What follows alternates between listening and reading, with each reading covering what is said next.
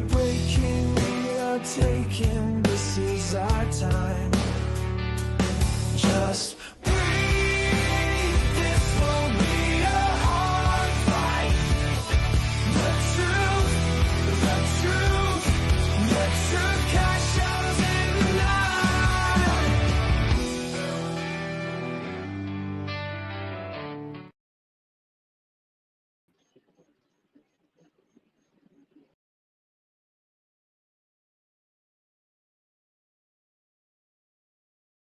This thing is acting really weird. Hold on just a second. There we go. There we go.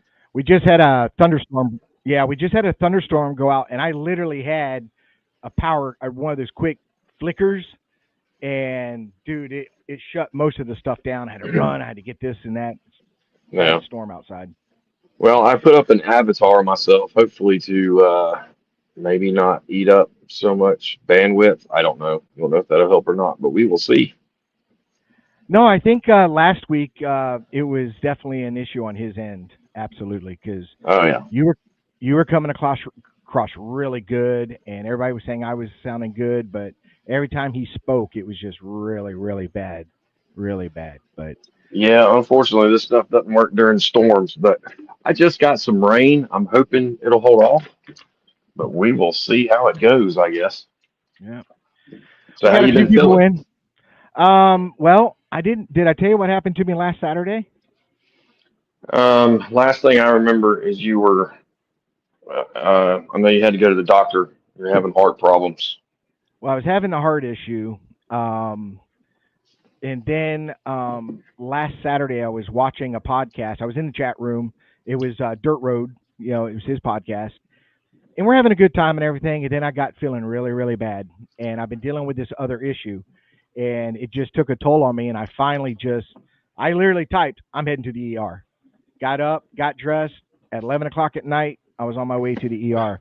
And what had happened was 2 weeks ago when I was out in the field doing some research, uh, a bug or something flew in the back of my shirt. And I started doing one of these numbers, trying to shake it out, and it bit me.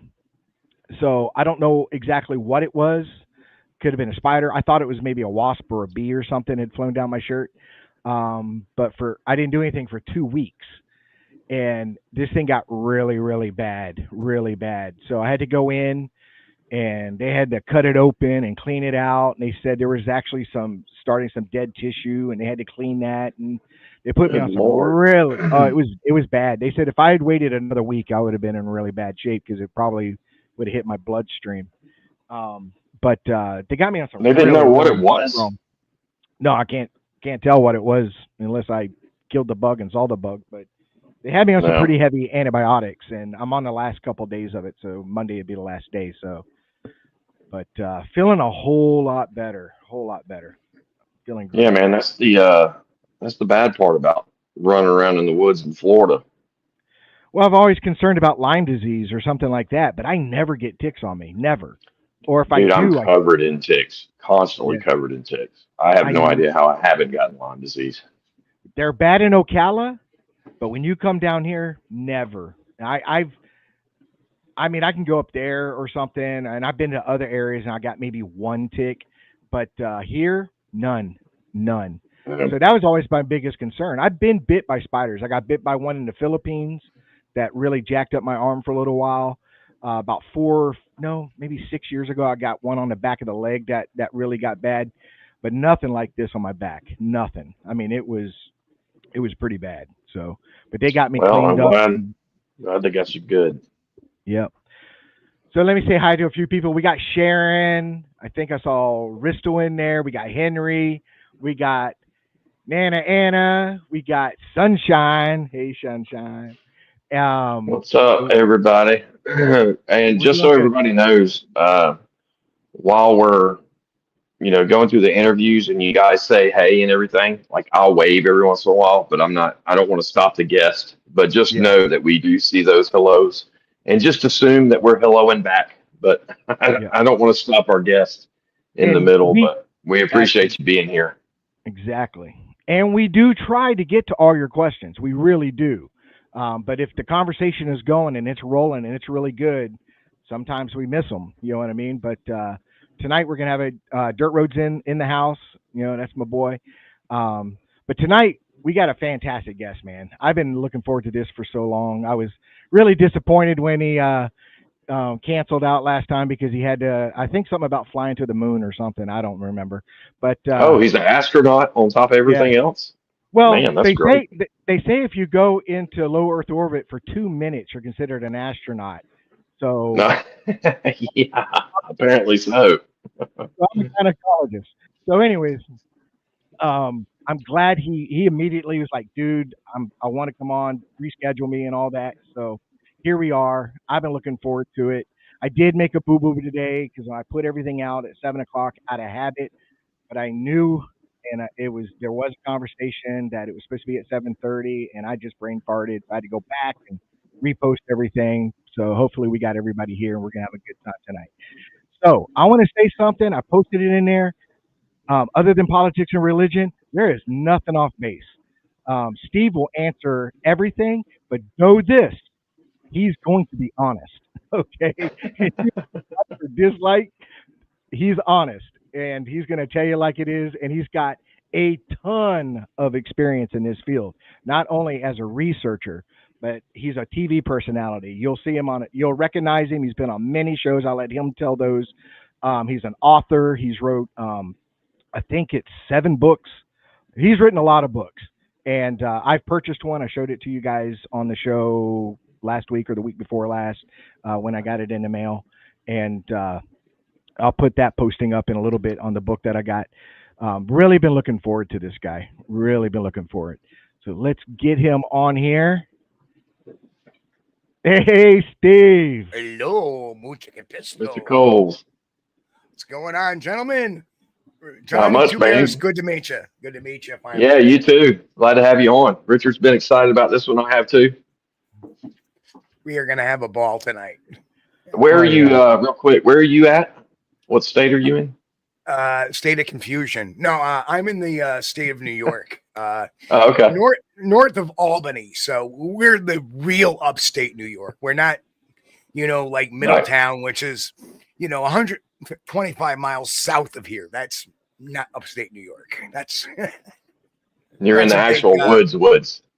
yeah. Well, actually, New York, once you get out of New York City, about 35, 40 miles, woods, and then you Yeah. have the little splotches like Buffalo and Rochester, Syracuse, and the Albany area. But for the most part, we're all woods.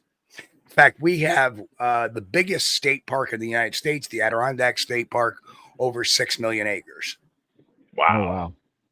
I was up there one time. I was outside of a small town called Cuba, New York.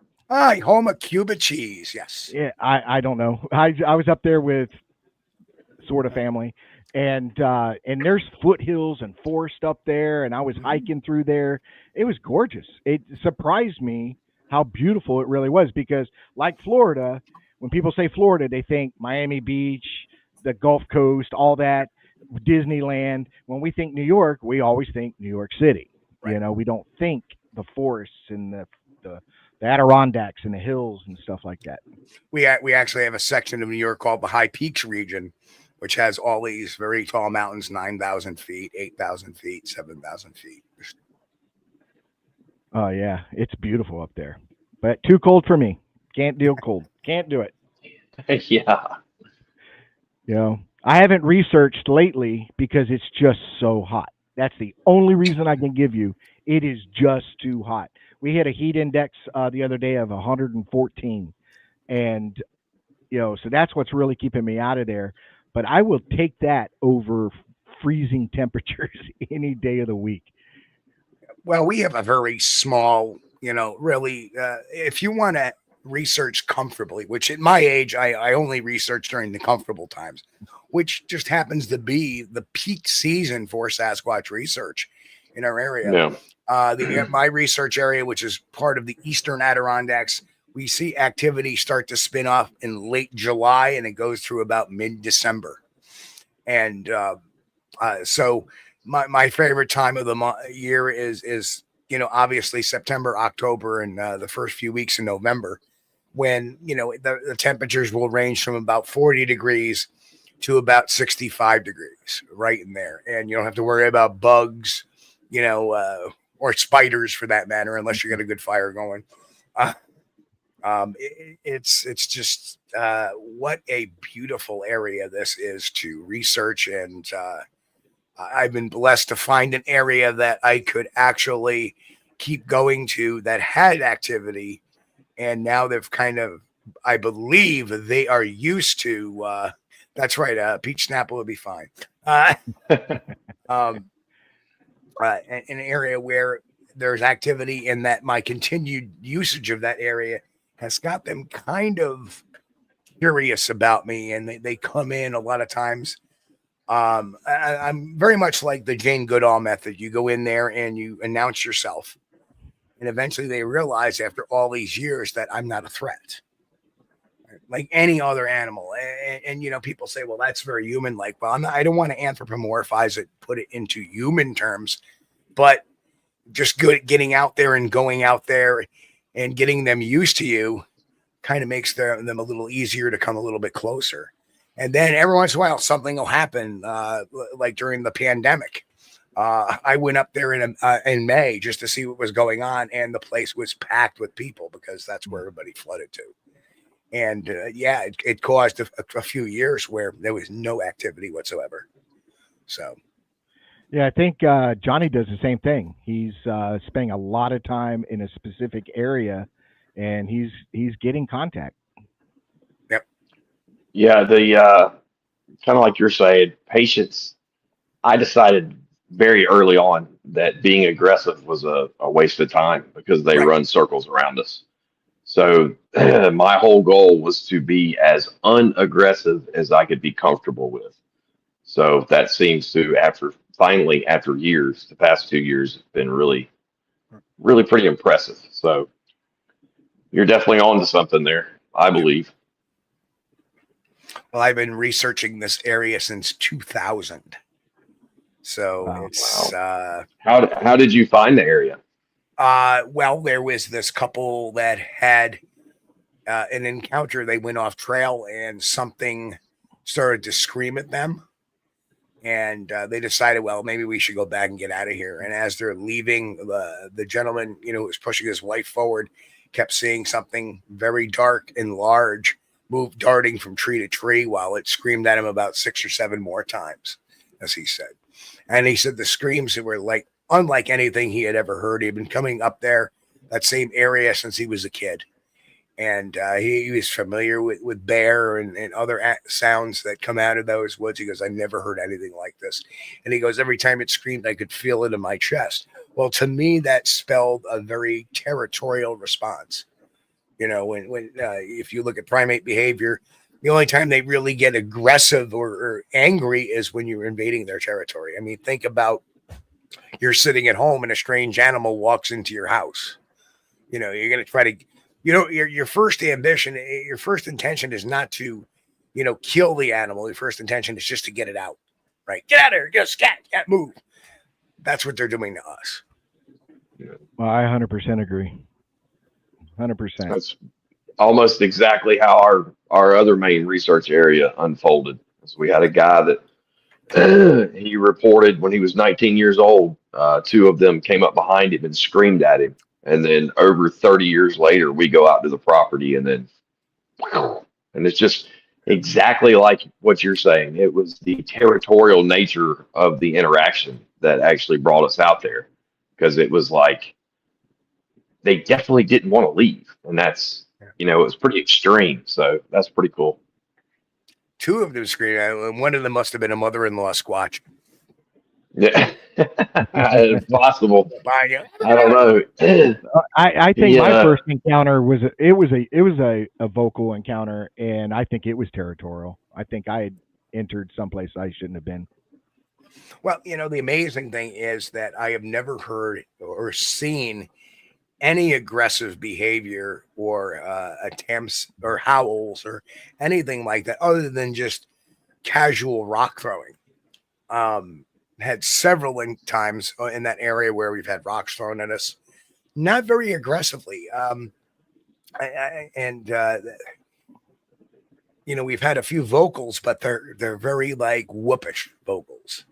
In fact, I got one of the clearest whoops ever a couple of years ago out of the area and we had a dozen people there that heard it, which was amazing. And we had a documentarian who was there who was filming part of his documentary who actually caught it on audio, and it was nice and crisp, and he sent it to me, and I was like shocked because it caught the conversation of what was going on beforehand and afterwards, and things I didn't even remember. But when I listened to it, you hear me actually yelling at them saying, "Hey, come on, fellas. You know who I am. I've come up here for 25 years, and I'm whistling. And then I'm like, come on, fellas, make yourself known. I'm here." The same thing. And then a minute and a half later, we hear, whoop. Johnny did that to me because we had something happening at our campsite. And so we got headlamps, we got things going. I'm filming, and all I hear is Johnny to my right going, "Come on, boy, here, boy." And I'm like, what? That's the last thing I want to do is call him out in front of me. I just want him to stay at a distance so I can film him. But Johnny wants to shake hands with him. Well, it's funny because I have one audience member, Pat, who keeps saying, "Yeah, there's Steve. He has a rock thrown at him by an 800-pound wood ape." And he sits there and laughs. Yeah. He goes, "I'd be halfway to the car." Yeah, we know who you're talking about. Yeah, I think. No. I'm not talking about that Pat. Oh, okay. I'm talking about my good friend Pat Collins. So. Oh, Pat Collins. So how did you initially get involved in all this?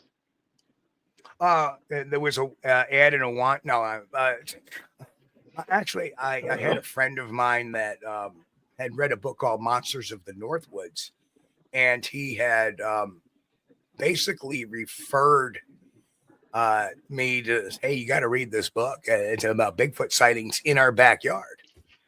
And it was written by Bill Brand, Bruce Hallenbeck, and of course the Bartholomew brothers, Paul and Robert. And I know 3 of the 4 of them. Bill passed away, unfortunately, a couple of years ago.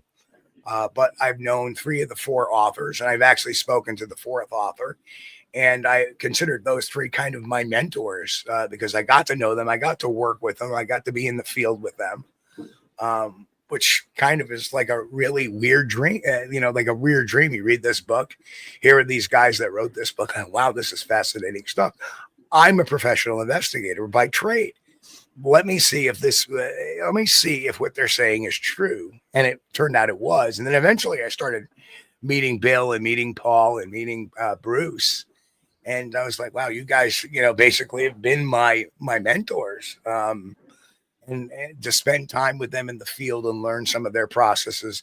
And these guys weren't investigators, nor were they necessarily forensic scientists, but they were guys who got to the heart of the story, that used common sense and knew how to parse the facts and keep the facts straight.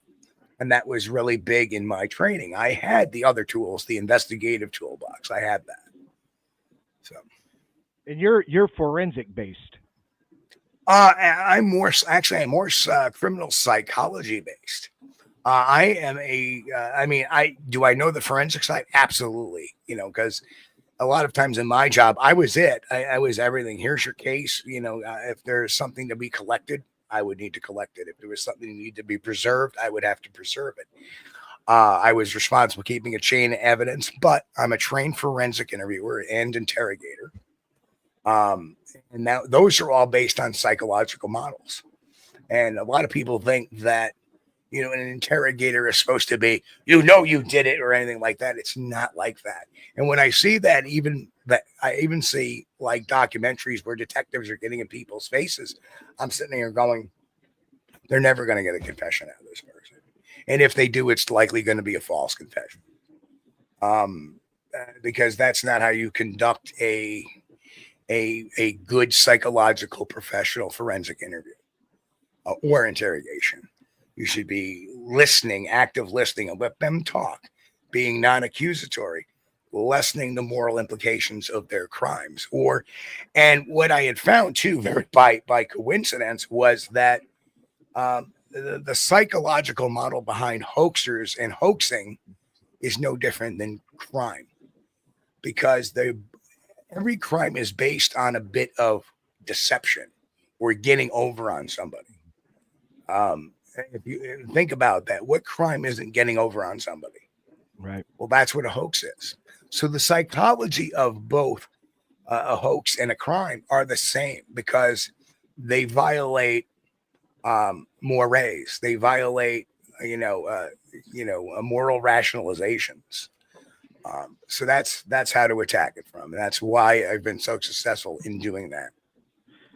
Yeah, and especially on very recent, because you did a show on it very recently, where you have someone who's, quote, an investigator, but omits key things Right. to create the narrative that they're trying to reach. And that's the same thing. To me, it's the same thing. It's not just lying, it's hoaxing.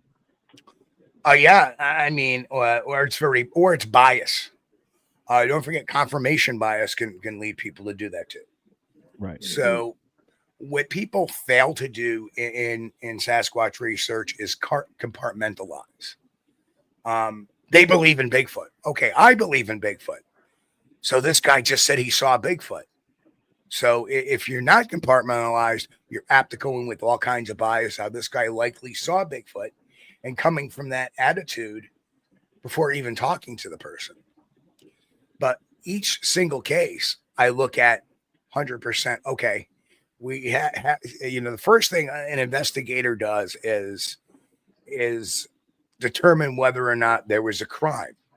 So I'm going into it determining whether or not there was an incident or a possible sighting of a Sasquatch, and from there you build it outward or shut it down depending on what you find. So that initial contacts, these initial contacts, if they stay consistent and constant and don't violate some of body language analysis, neurolinguistic analysis, or basically criminal psychology analysis, if they don't defy that, you can move on to the next step, which is actually, let's start looking around here and seeing if we can find it. I'll give you a great example of one that failed, and so miserably. And the problem is that the person provided these pictures to go along with the story. And it's one of my favorites is the Bigfoot peeper case. And I don't know if you remember that. There was this guy who posted these pictures of an alleged Bigfoot peeping in a window. Right. Oh yeah, I remember that. Right. And his story goes along. Well, I was sitting there, and there was a lot of coincidences. I was sitting there and my window was open. I began to smell something really odd. And then all of a sudden, here's this thing looking in my window. I was lucky enough. I had my camcorder close by my table.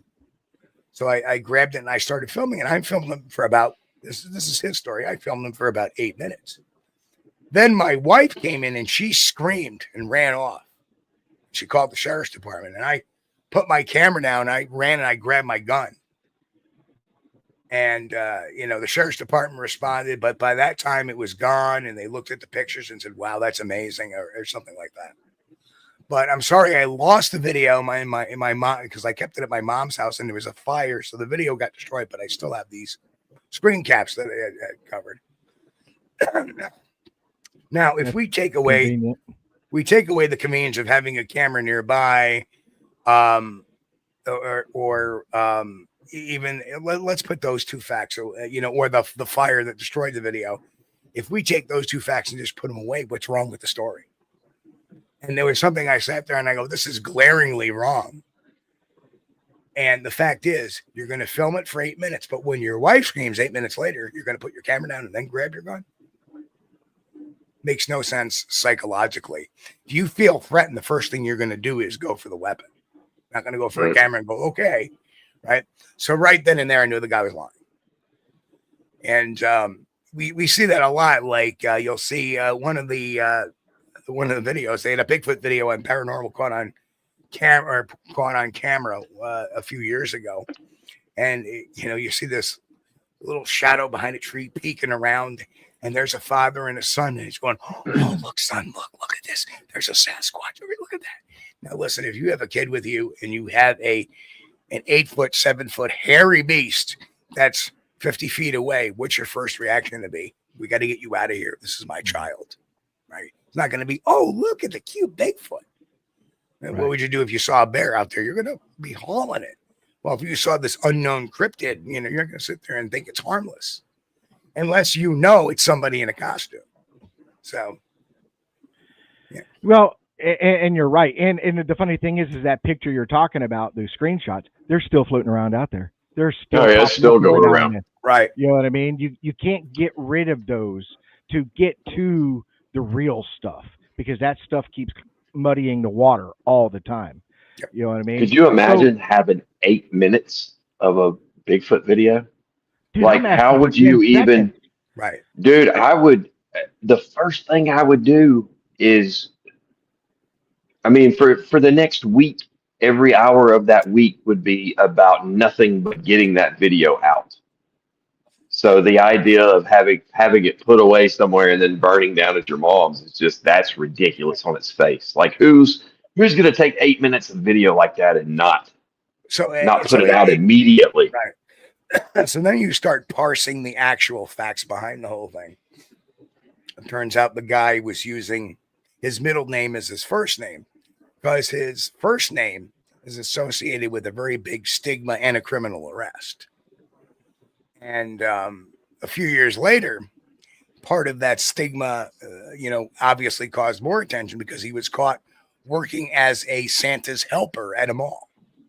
So that even, that's no bueno there too. But if you think about it, the guy is a convicted felon. He can't have a firearm. It's illegal in the state of Colorado for a felon to possess a firearm. And most anywhere in every state, right. But to be fair, I didn't know if Colorado law was different from New York. I mean, in New York, if it was New York, I'd say, yeah, he wouldn't be able. But I had to go look, make sure, double check, because that's part of my job, is make sure we have all the the check boxes checked. And yeah, so he wouldn't have had a firearm in the first place. Now, on the other end of the spectrum, what has been your most memorable or convincing investigation that you went into and you're like, holy crap? That's a good one. There've been a few, but I think the Vermont trail cam photo really shocked the hell out of me. As did the Pridgeon video as well. Because let me start with the Pridgeon video. I got that. I thought it was going to be bunk. And I actually took that from another investigator who said, well, the guy sounded kind of goofy. So you never saw the video? No, I never asked for it. That's investigation 101. Get the evidence, right? If it's about the evidence, get the evidence. And I watched it and I was like, never, So aside from being amazed, that never prejudge anything until you actually see it, that's very important to do. Sometimes you think you're going to get great stuff, and this is more the story. You think you're going to get some good stuff, and you get stuff that's like very unconvincing and very disappointing. In this case, it was complete opposite. It was like, okay, this is not somebody in a costume. This is something we can work with. But still, the Vermont trail cam photo, because I looked at that and I'm like, yeah, this is on the ground. I knew that. But I got a scientist and I said, hey, take a look at this. I'm not asking you to say what this is in the picture or anything like that. Is this on the ground or something in front of the camera? And within a day or two, he sent me back, like 3-paragraph explanation as to why this is something on the ground. And basically, it's the shadow and the parallax effect. And that's why it was on the ground. It's not something in front of the camera as like artifact. So I was like, wow, that's pretty amazing. And the fact that gets overlooked so many times is that whole area has been surrounded, where that was taken was surrounded by sightings within the time period that one single shot was taken on the trail camera. And, I've heard people say, try to explain away that, well, I think this is a hoax because there would have been more trail camera pictures. No, the trail camera was set for one exposure every minute.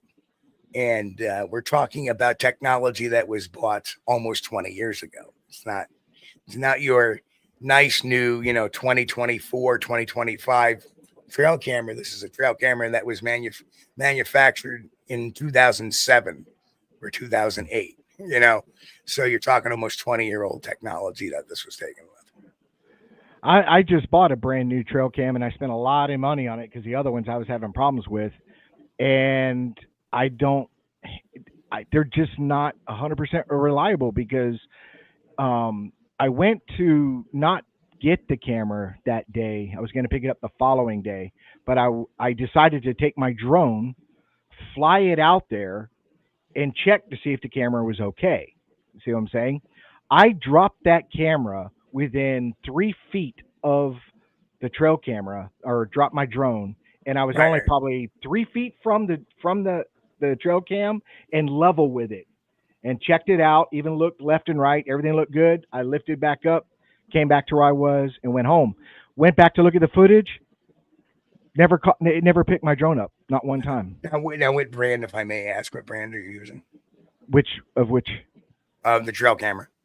The trail cam is Garda Pro. Okay. So I use, and this is a great little, I use these bad boys right here. I use Spy Point cameras. And, as you see there, they send me, every time a video is captured, it sends me a thumbnail of the video on my phone. And this is that, because it connects to the phone telemetry. The other cool thing about this is that I can actually geolocate them on a map. Oh, good. From where I'm standing. So if I put in, I don't know where it is, I pull up the map and it'll tell me right where it is in relation to where I'm standing. And I've field tested these and they have worked great. And now I've just upgraded a little bit because I've gotten they each have, your battery compartment, and you have a tray of batteries you put in there, right? But now they have battery packs. So I got the battery packs from, so I just have to slip the battery pack in there. And I bought 2 for each camera, as I have 2 memory cards for each camera. That way, when you swap out, you don't have to make 2 trips. You just switch the batteries, switch the cards, go on to the next camera and do that. But one thing I do want to point out is a lot of people believe that Bigfoot can see in the infrared spectrum, and that's why they see these things. But what people don't understand is the actual infrared doesn't go off until the camera fires. Right. PIR. Right. Passive so how can infrared. Right. How can they see anything if it's not there? Yeah. And this one does this is the one I have. I don't know if you can see it or not. Yep. I've got the green screen on. But anyways, it also has, what is it, the infrared 940 or whatever it is. It's supposed to be the one that you can't see at all or whatever. But like I said, this was daytime. My drone's right in front of it. I hovered there for at least 30 seconds before I flew it back, and it just never picked it up. I picked up deer. I had some great night shots of deer. It just never picked up that. And I was looking for it. I was like, oh, man, this is really cool. I'm going to see my drone on the trail cam. Wasn't there. It may be a sensor. Where did you get it? Maybe a sensor sensitivity switch on it. That could be why it's not picking up certain things. Like my camera, I have video of field mice running around, just or bird.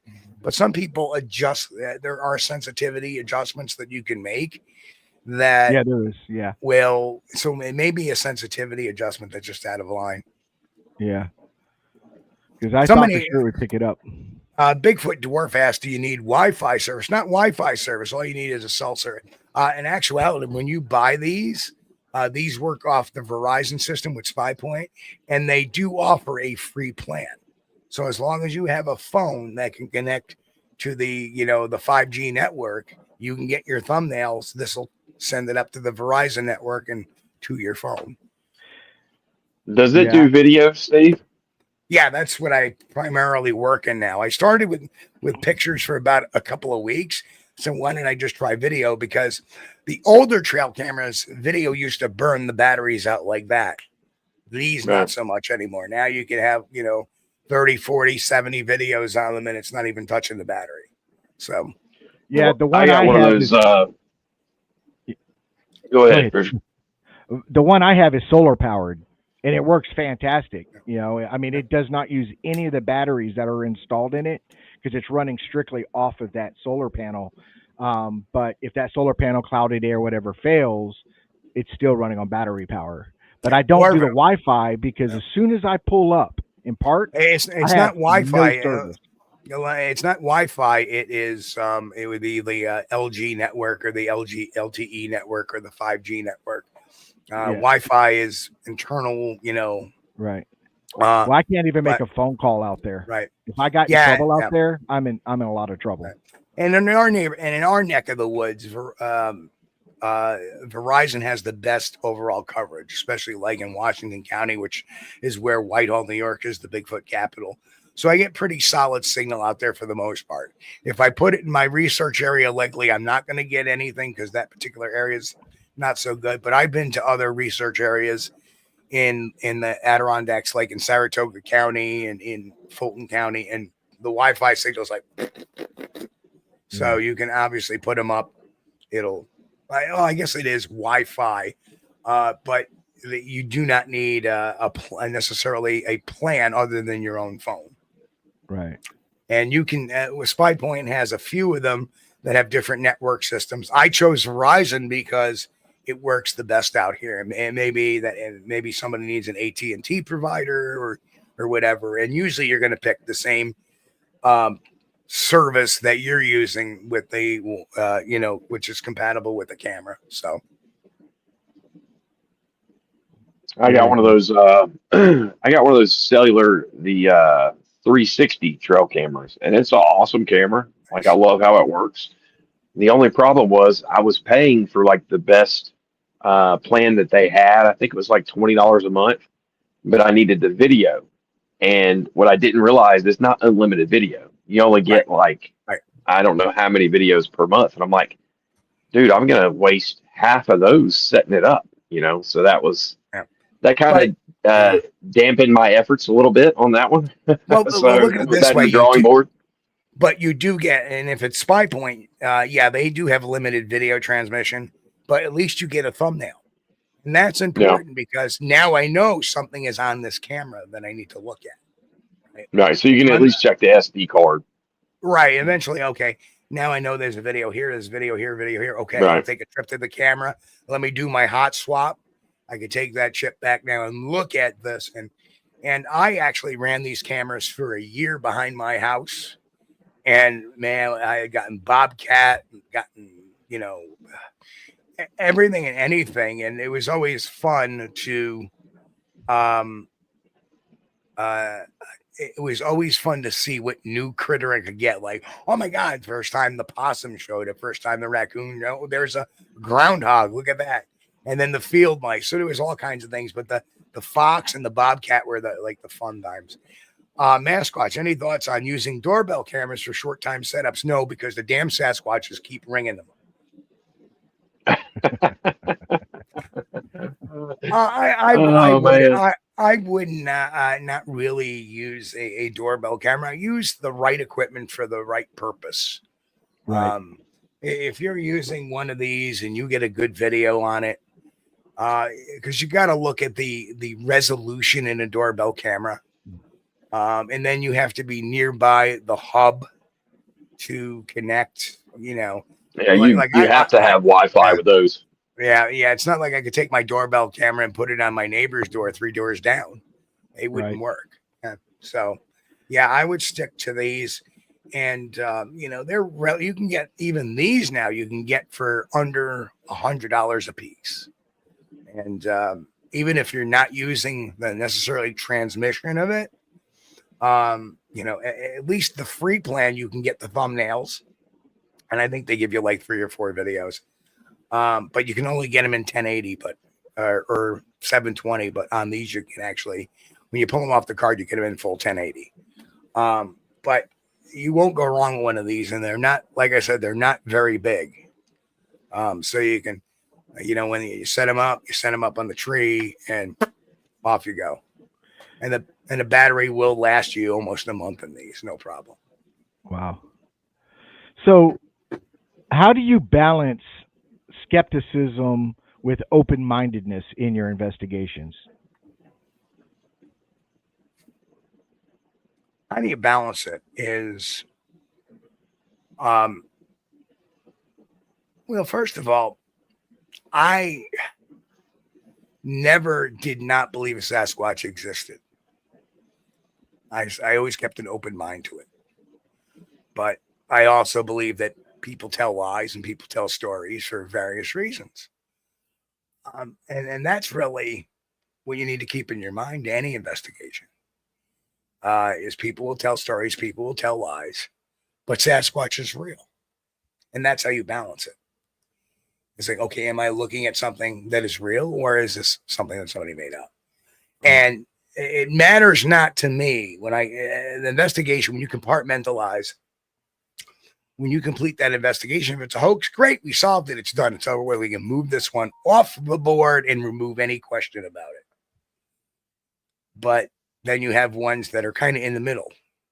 I really don't know if they're, I have a propensity that they're not telling the truth, but I've seen no evidence to prove that. Right. So that's the one that you don't say much about those. And then you have ones that, hey, I truly believe this is an event that happened. And there's a lot of corroborative evidence to go with it. Like there was an example. I'll give you one example. There was a sighting in 2006 in Whitehall. 5 people had seen the same Sasquatch in 2 different experiences within a half hour of each other on the same trail. And there was plenty of corroborative evidence between because I actually tracked the Sasquatch where it had been and where it went off to by the tree breaks in the trees at the 5'9", 5'10", 6 foot level, right through. So there was some corroboration there. Something big had moved through there. That's all you need to say. Okay, stories all match up. Everything looks good. There's some corroborative evidence. I can use that. I believe their story. That was a Sasquatch. Put that in that case. Move on. Is it going to come back? And then came my primate behavior analysis, which is really important on the end side of this. Well, what kind of behavior was observed? Was it a home range activity? Was it a foci activity area? Or was it a territorial behavior? Because guess where we want to be is at the territorial behavior. We're near there. Right. Because that's where you're going to have that activity happen over and over again. Listen, you can sit there and have somebody see one cross the road, right? And you believe them, and you can go out and look around, look for evidence, look for tracks. But other than that, there's no sense in staking that area out. Right. Because chances are it was just home ranging. It was just moving from point A to point B, right? But when a person says, hey, something screamed at me, and it bluff charged me, or I tried to get out and it escorted me out, hey, guess what? The likelihood is it's protecting that area for a reason. Right. And that's the place to investigate. That's the place. But you want to do it non-invasively. You don't want to go right into that area where that happened. You want to kind of stay off it. Primates have one big weakness: curiosity. It didn't kill the cat. It killed the primate is what it did, right?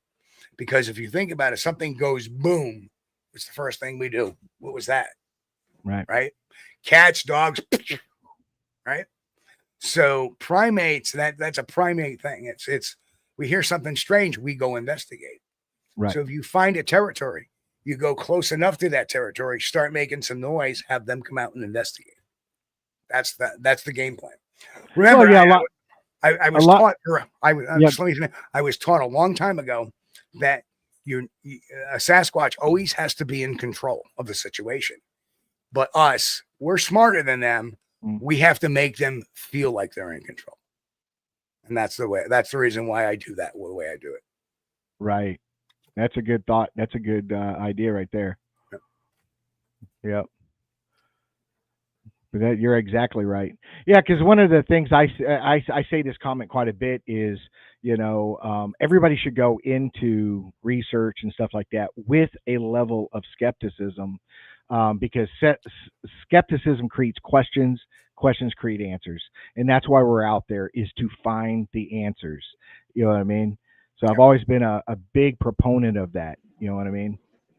Well, as an investigator, as a professional investigator, especially when you, like, I'll give you a great example. When you work the insurance side of things as a private investigator, so you're not working a criminal investigation now, I'm working a private investigation per se on an insurance matter, right? You always have to check all the boxes to validate the homeowner for the damage, or indict that homeowner that they caused the damage as an insurance scam, that they really. So, okay, I'll give you a great example: arson fires. When you go in and investigate an arson fire for an insurance company, which I have, okay, so I'm looking for all the clues whether or not it was arson. Okay, yeah, if it's arson, here's here's where the accelerant was laid down, and geez, it's right, goes into the, it's from the ground out in the yard all the way into the front porch. And I'm giving you actually a real life example. Now I have to go talk to the homeowners and see what's going on. Were you behind in your mortgage? No. Were you having financial difficulty? No. Would you mind, giving us your bank information for your mortgage so we can confirm with them that you were having any kind of financial duress? Who was living in the house? Oh, you had another family living in the house, and tell me about that. Oh, they had a daughter living with them too, who really she was addicted to drugs. Very interesting. And they took in this boy. Really? And tell me more about this boy they took in just before the fire. Oh, what? So apparently the boy's father was murdered. Okay. Let me go talk to the sheriff's investigator about this murder. Talk to the sheriff's investigator. Oh, yes, the boy's father was murdered. Actually, he was brother and his brother's best friend that was actually indicted for the murder. And when they decided to dispose of the evidence, they put the father's body in the house and they burned the house down. This is all real stuff. This actually happened. So wait a minute. Where was the youngest boy then? Well, he was young. He's only 12 years old. So he was at the house, but they got him out of the house before they burned the house down. So I'm thinking, so really, he was probably an accomplice. He knew what was going on. It was, at the very least, he was an accomplice after the fact, because he didn't come forward to the police and tell them, hey, my brother did this, right? He was quiet. He just went off with his family. But here is this kid that's been in an arson fire twice within 45 days. I think we can clear the homeowners on this one. Right. So that was the, so when you go through these investigations, you have to go through the check boxes anyway, whether you believe them or not. Because if you believe them, that's only the check boxes should validate them. Right. You might find out you believe them on the point, but when you start doing the check boxes, that might shift the focus over to now I'm not quite as sure of this. Background is huge. Right. Just last week I exposed yet another hoax, a body hoax coming to the New York State Fair. That this guy says, he's got this page, BigfootRemains.com.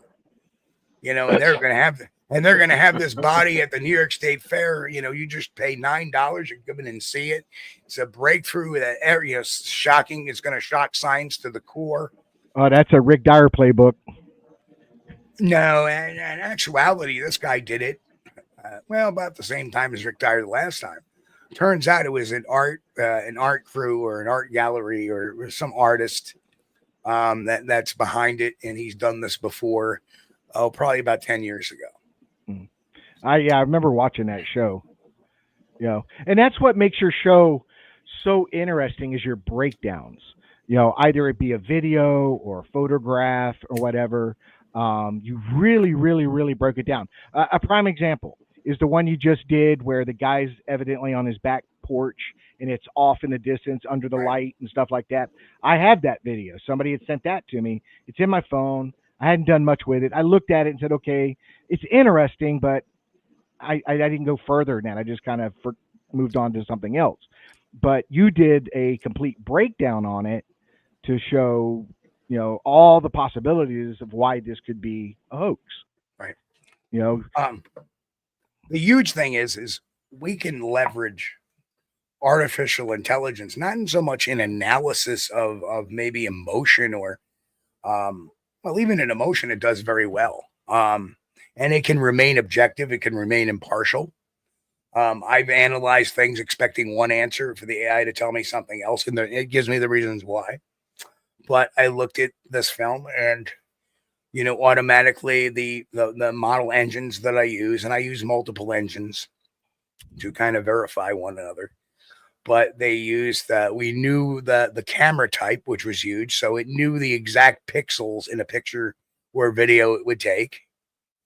And what you end up doing is using the formulas and stuff that it can pull up like that to and analyze the depth, the range, the distance between different things in the film based on the iPhone's pixels.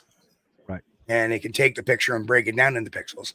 And then you add that incline by using points of reference. Well, here's the base of where it was standing. Here's that. Here's that. Here's the fence, which should be 4 feet tall. Blah, boom, boom. And it looks, and then it, boom. You're obviously based on the distance from the shooter to the fence is this feet. The fence to the object, the unsub is this feet. Based on the elevation, it would be, boom, boom, boom. Yeah, it's about 5'4", 5'7". Right. So it's like, yeah. And then from there you're going, now I'm suspicious. And then you notice the camera movement is almost exclusively to obscure where it was standing, right. Avoiding where, that it was based on an elevation. Now, a quick question on that video, because I was watching it and I had the video. So when you bought it on there, I really knew when you were talking about it, I was like, oh, it's got to be that video. Sure enough, it was. So it made a great show. But there was so much more to the video. It's a lot longer than what. Well, yeah. That originally I looked at it and I thought, hey, this is pretty good. So this deserves a proper breakdown. I was disappointed. I was like, damn, I really had my hopes up on this one. But then you start breaking down using AI to kind of parse what was being said. And even that sounded pretty damn good. Like, wow, the whispers are very consistent. But then I ran a behavior analysis of what they were doing. And they were very calm for seeing a Bigfoot in the backyard. At that time of night, and thanks to the analysis, we can confirm it was likely Kentucky, where it said it came from. But we can confirm, too, that it's by a nearby thoroughfare because there was sounds in there, too, which it identified as being noise from an overpass, which I had suspected. And a lot of times, doing this for as many years as I have that trained ear, those trained eyes. So that's an overpass. So I said, you know what kind of birds are in the background of this audio? And, what are the other sounds? And it broke it down. Well, you can hear this bird, that bird, that bird, this bird. Usually this is their early morning chatter. I know that because I live in kind of a rural community. So every morning when I do get up early, sometimes I get up as early as 4 o'clock in the morning. And about 4:30, all you hear is noise outside. All the birds are yapping away. And that was going on in that video. And because it's dark out. So yeah, this has to be early morning because that's when all the birds start getting all flustered up. And then you hear this noise, which sounds like, and then of course it identified the sounds as, tires possibly from a tractor trailer or a larger vehicle going over an overpass. So this area is obviously near a thoroughfare. But the bird calls and everything will indicate, and the amount of bird call will indicate it's kind of in a rural area, but it's near an overpass. So this all remains consistent with Eastern Kentucky. Okay, wonderful. But what it does is it kind of confirms some things about the video. And it also detract some things about the video. And of course, the biggest thing was the height. Right. So. Yeah, because at first glance, it looks huge. Right. You know what I mean? It does. First glance, just looking at it, like, okay, this deserves some attention. But like you said, when you break it down, you start looking at the distance, the measurement of the fence, everything else. You realize you're standing about 30 feet away and it's about 5 feet higher than you are. Right. So the farther you stand away from something that's elevated, the less raised it actually looks, and it looks bigger. You know, I've always said that about people who say, oh, that Bigfoot was 11 foot tall or 10 foot tall. 10 foot tall creature is huge. His head's touching the basketball goal. Right. But remember when we were little kids, we always thought our parents were huge, right? So when you're coming from a perspective of looking up like that, your height estimation becomes off. And I'm really good at determining heights. You said that because you knew my parents were dwarfs, right? No, I did. I'm just kidding. Talk about the short end of the stick. Oh, man. So, Steve, do you do a lot of audio analysis? Have you gotten linguists involved in any of that, or how far have you gone with audio? Well, here's the thing.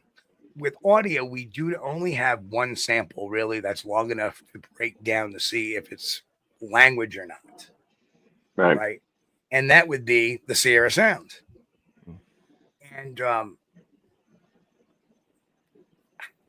you cannot determine from one sample if something is a language. So although I appreciate Scott Nelson's efforts, if you're not drawing from a 5-minute video here or a 3-minute video of something here and 3 minutes of here, and then combining all three and looking at them from a group perspective, that you scientifically cannot prove there's a language in there regardless. Because if you're only using one sample from one source, what if that source, not saying it is, but the potential, what if the source hoaxed it? Mm-hmm. Well, then you go back and go, well, of course it sounds like a language because humans, and here's a perfect argument against that. As a skeptic, if I was a skeptic, I'd be saying, well, of course Scott Nelson says the Sierra Sounds sound like language, because they are.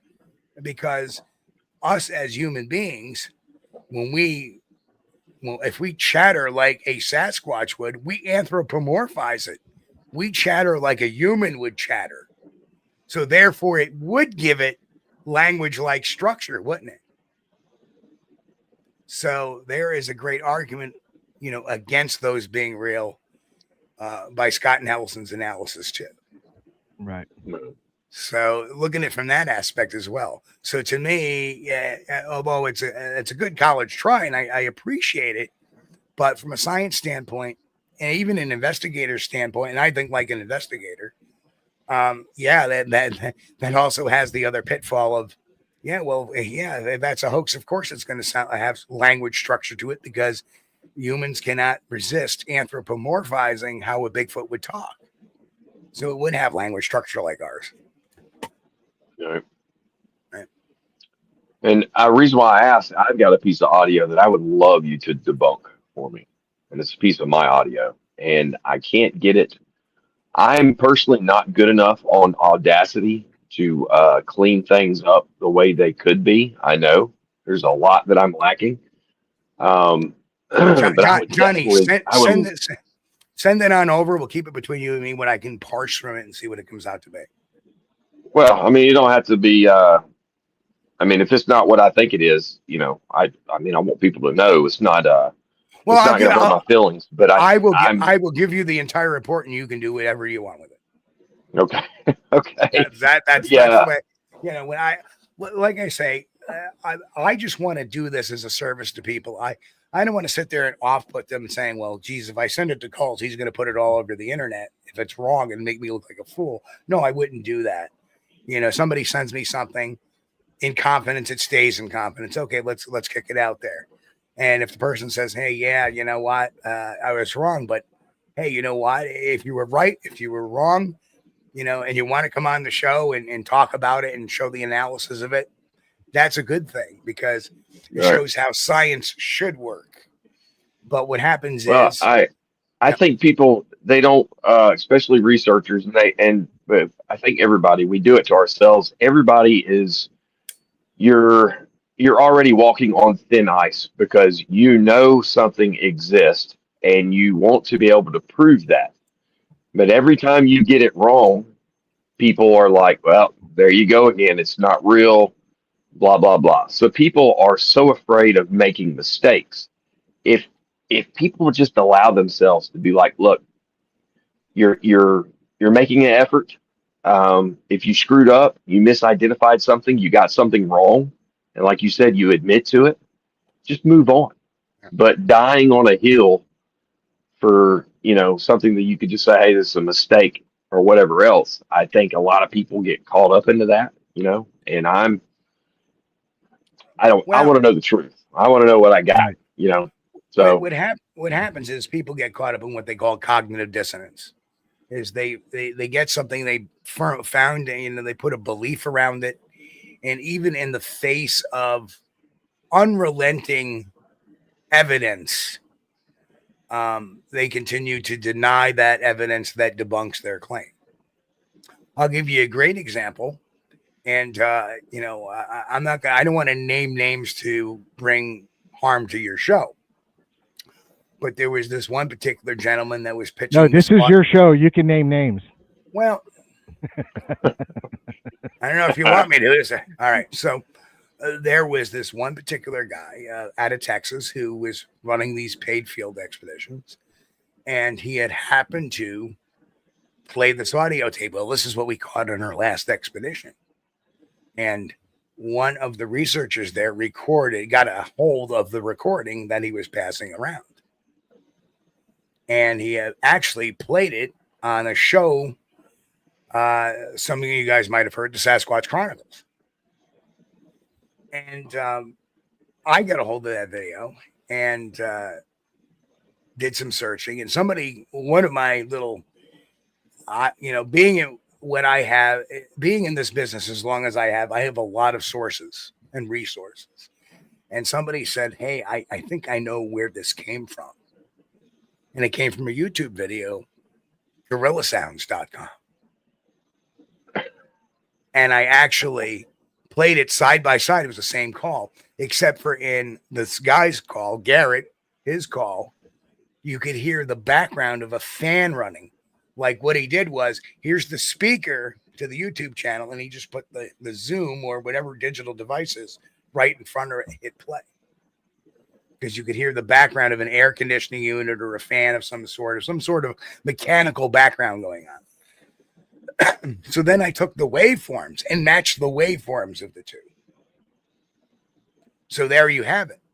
I showed it to the host of the Sasquatch Chronicles, and he was like, "Oh, I don't see it." Well, that's funny. Thousands of others that have seen it said they see it, but he doesn't. Why? Because, like I said, you don't want to admit you're wrong. Right. And that's the biggest thing is, and me and Johnny have discussed it, is so many researchers won't admit when they're wrong. And that's and Johnny, tell you, I've said this story 1,000 times. That's what drew me to Johnny, and me and Johnny became good friends, was because he has no problem correcting himself and coming back saying, "Hey guys, what I said last week or what I put out last week, I was wrong. I did a deep dive and this is what it is." He owns it. But you got so many that won't do that. And two, because it's all pride, and they double down on it. A prime example is, our up in Vermont, filmed a porcupine. Yeah, everybody saw it. We looked at it, and I had a lot of respect in the person. He's a good person. You know what I mean? But he doubled down on it, and then he tripled down on it, and it just got worse and worse and worse. Okay. When everybody was on it right off the bat going, "Dude, it's a porcupine." Okay, so I'm going to give you a little down low on something that you probably do not know about that same person. We're going to get into some downloads because me and you talked, and there's some interesting things about other people too. So on Oh, this Jesus. particular gentleman, many years ago, in 2012, when I was going head to head with Rick Dyer in the second Bigfoot body hoax, he was being promoted a lot by that Bigfoot group, Facebook Find Bigfoot. And they were an anonymous two guys. We didn't know who they were. And then I had happened to find a post on Bigfoot Evidence, the Bigfoot Evidence blog, by Matt Moneymaker, outing who the two were. And that was even a few years earlier. So I put it out there saying, hey, this is who the Facebook Facebook Find Bigfoot guys are. It's this guy and this guy. And this is not my discovery. This was discovered by somebody else, but I'm just putting it out here. That's who they are. So if anybody's wondering, if it's Rick Dyer or whatever, I get an email from that guy. He said that he seemed like a nice guy. He says, you need to retract what you wrote and tell the people that you were mistaken about that. Otherwise, we have no reason to talk anymore. Really? So my response was, you actually want me to lie to the public? And his response was, yes, for your immoral deed. So that shows how nice of a guy that guy is, right? He wanted me to lie to the public. I'm confused here. He was actually one of the guys in Facebook Finds Bigfoot. He considered them friends because he was in the process of writing a book using them as resources for trying to actually say Dyer's dead Bigfoot body this time was real. And he actually did write a book saying that Rick Dyer's second Bigfoot body was real. But he was doing a lot of talking to these two guys. And one of these guys of Facebook Find Bigfoot was already publicly known because he had appeared on Coast to Coast talking about HARP, the conspiracy theory, government weather control system, right? So one of the guys was already been on Coast to Coast of the two. The other guy is a swim school owner, a big swim school owner. And they had this fascination with Bigfoot, and they had this Facebook Find Bigfoot group that basically put every picture out there that was made of Bigfoot and said how real it was, when really some of them were hoaxes, including admitted hoaxes. But I think they were just naive. In reality, I don't believe there was anything nefarious on their part. I think they were just naive. But the fact that I had said who they were, he got so mad at me. He wanted me to lie to the public and say that I was mistaken about it. No. The Squatch Detective does not lie for anybody. He didn't lie in 2008 when he was told to cover up a Bigfoot body hoax under the guise of having a nice payday. I didn't do it then, and I won't do it for some guy because his feelings are hurt. Hey, let me jump in real quick here. Hey, the OG in the chat room, kind of chill, okay? Come on, brother. Just chill. No more negative comments. What's he saying? I can't see it. Yeah. Oh, well, he's actually right about the guy, though. Well, he is, but, I don't want to go that. I mean, when he says, he opens up by saying, Steve, you and I are two of the most important Bigfoot researchers in the Northeast. That's mighty presumptuous of him, right? Even though he's throwing my name in it. What I saw was arrogance. What I saw was he felt he had the moral superiority, asking somebody to do an immoral act, basically trying to say what I did was an immoral act, which was just repeating what was said, information that was already out there. And then he comes up with the porcupine video, which he doubles downs on and triples downs on all the time. Yeah. What is that time? That to me, that says that the guy is The number one psychological problem he has is what they call illusionary superiority. Yeah. Yeah. I mean, he may have a degree or even a PhD in philosophy, but that does not make him a photography expert nor a wildlife expert. Right. Right. So what was, let's say what was the weirdest or funniest Bigfoot related story that you've had to cover? That you just thought this is the funniest thing. Like, for example, Brian King Sharp had a guy on his show. If you don't ever watch it, and I advise anybody go check this video out about the guy that had sex with Bigfoot. It is unbelievably entertaining. It really is an entertaining interview. Of course, it's full of crap, but it's definitely entertaining. Have you had anything that's just you shake your head like, wow, that was crazy. That was wild. Yeah. Yeah, I did have one guy who called me up out of the blue who said he was a CB that had, knows that there's like these assassination squads for Sasquatch. And I let him ramble on for about 45 minutes, and then he got tired of talking and said, all right, well, I'll talk to you sometime soon. All right. Said he was a sniper for the CBs, which CBs don't have snipers. They don't have snipers. No. And so I knew he was full of baloney from the start. But eventually he ended up jumping the shark, which a lot of hoaxers do. And he sent me a picture. He says, we finally got the trail cam picture we were looking for. And he sent me a screen cap of a viral video that had gone down in Olympia, Washington at the time, which turned out to be a hoax of itself anyway. And the minute I saw that, I go, that was from Olympia, Washington. He's trying to claim this as his own. So he just outed himself, as a hoaxer. So I called him up on film, on video, and said, hey, can you tell me why you're sending me this picture from Olympia, Washington? What do you mean? I go, you know what? You got to get up pretty early in the morning to fool a Squatch detective. Have a nice day. I'm done with this. And that was it. Last I ever heard of him. But yeah, that was probably the funniest one I've ever dealt with. It was like, I looked at one, got him. Right. Without even having to do anything. Right. Yeah, the guy was just a minor inconvenience at the time, just rambling on about all these, the special Marine assassin squad going out and killing Sasquatches. No reason why. Just kill them. Right. What now you spent a lot of time up there in the Adirondacks. Yep.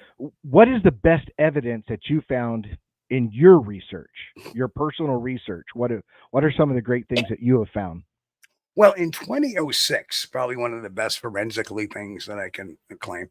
In 2006, I was out in the state park on November 16th, and it was a cool, but it wasn't cold at the time. It was probably in the high 40s, low 50s. It wasn't bad, it wasn't awful, but it was windy that night, and the wind started to die down a bit, and we were starting to do some calls and some knocks. And all of a sudden we heard something moving from our 7 o'clock to our 11 o'clock.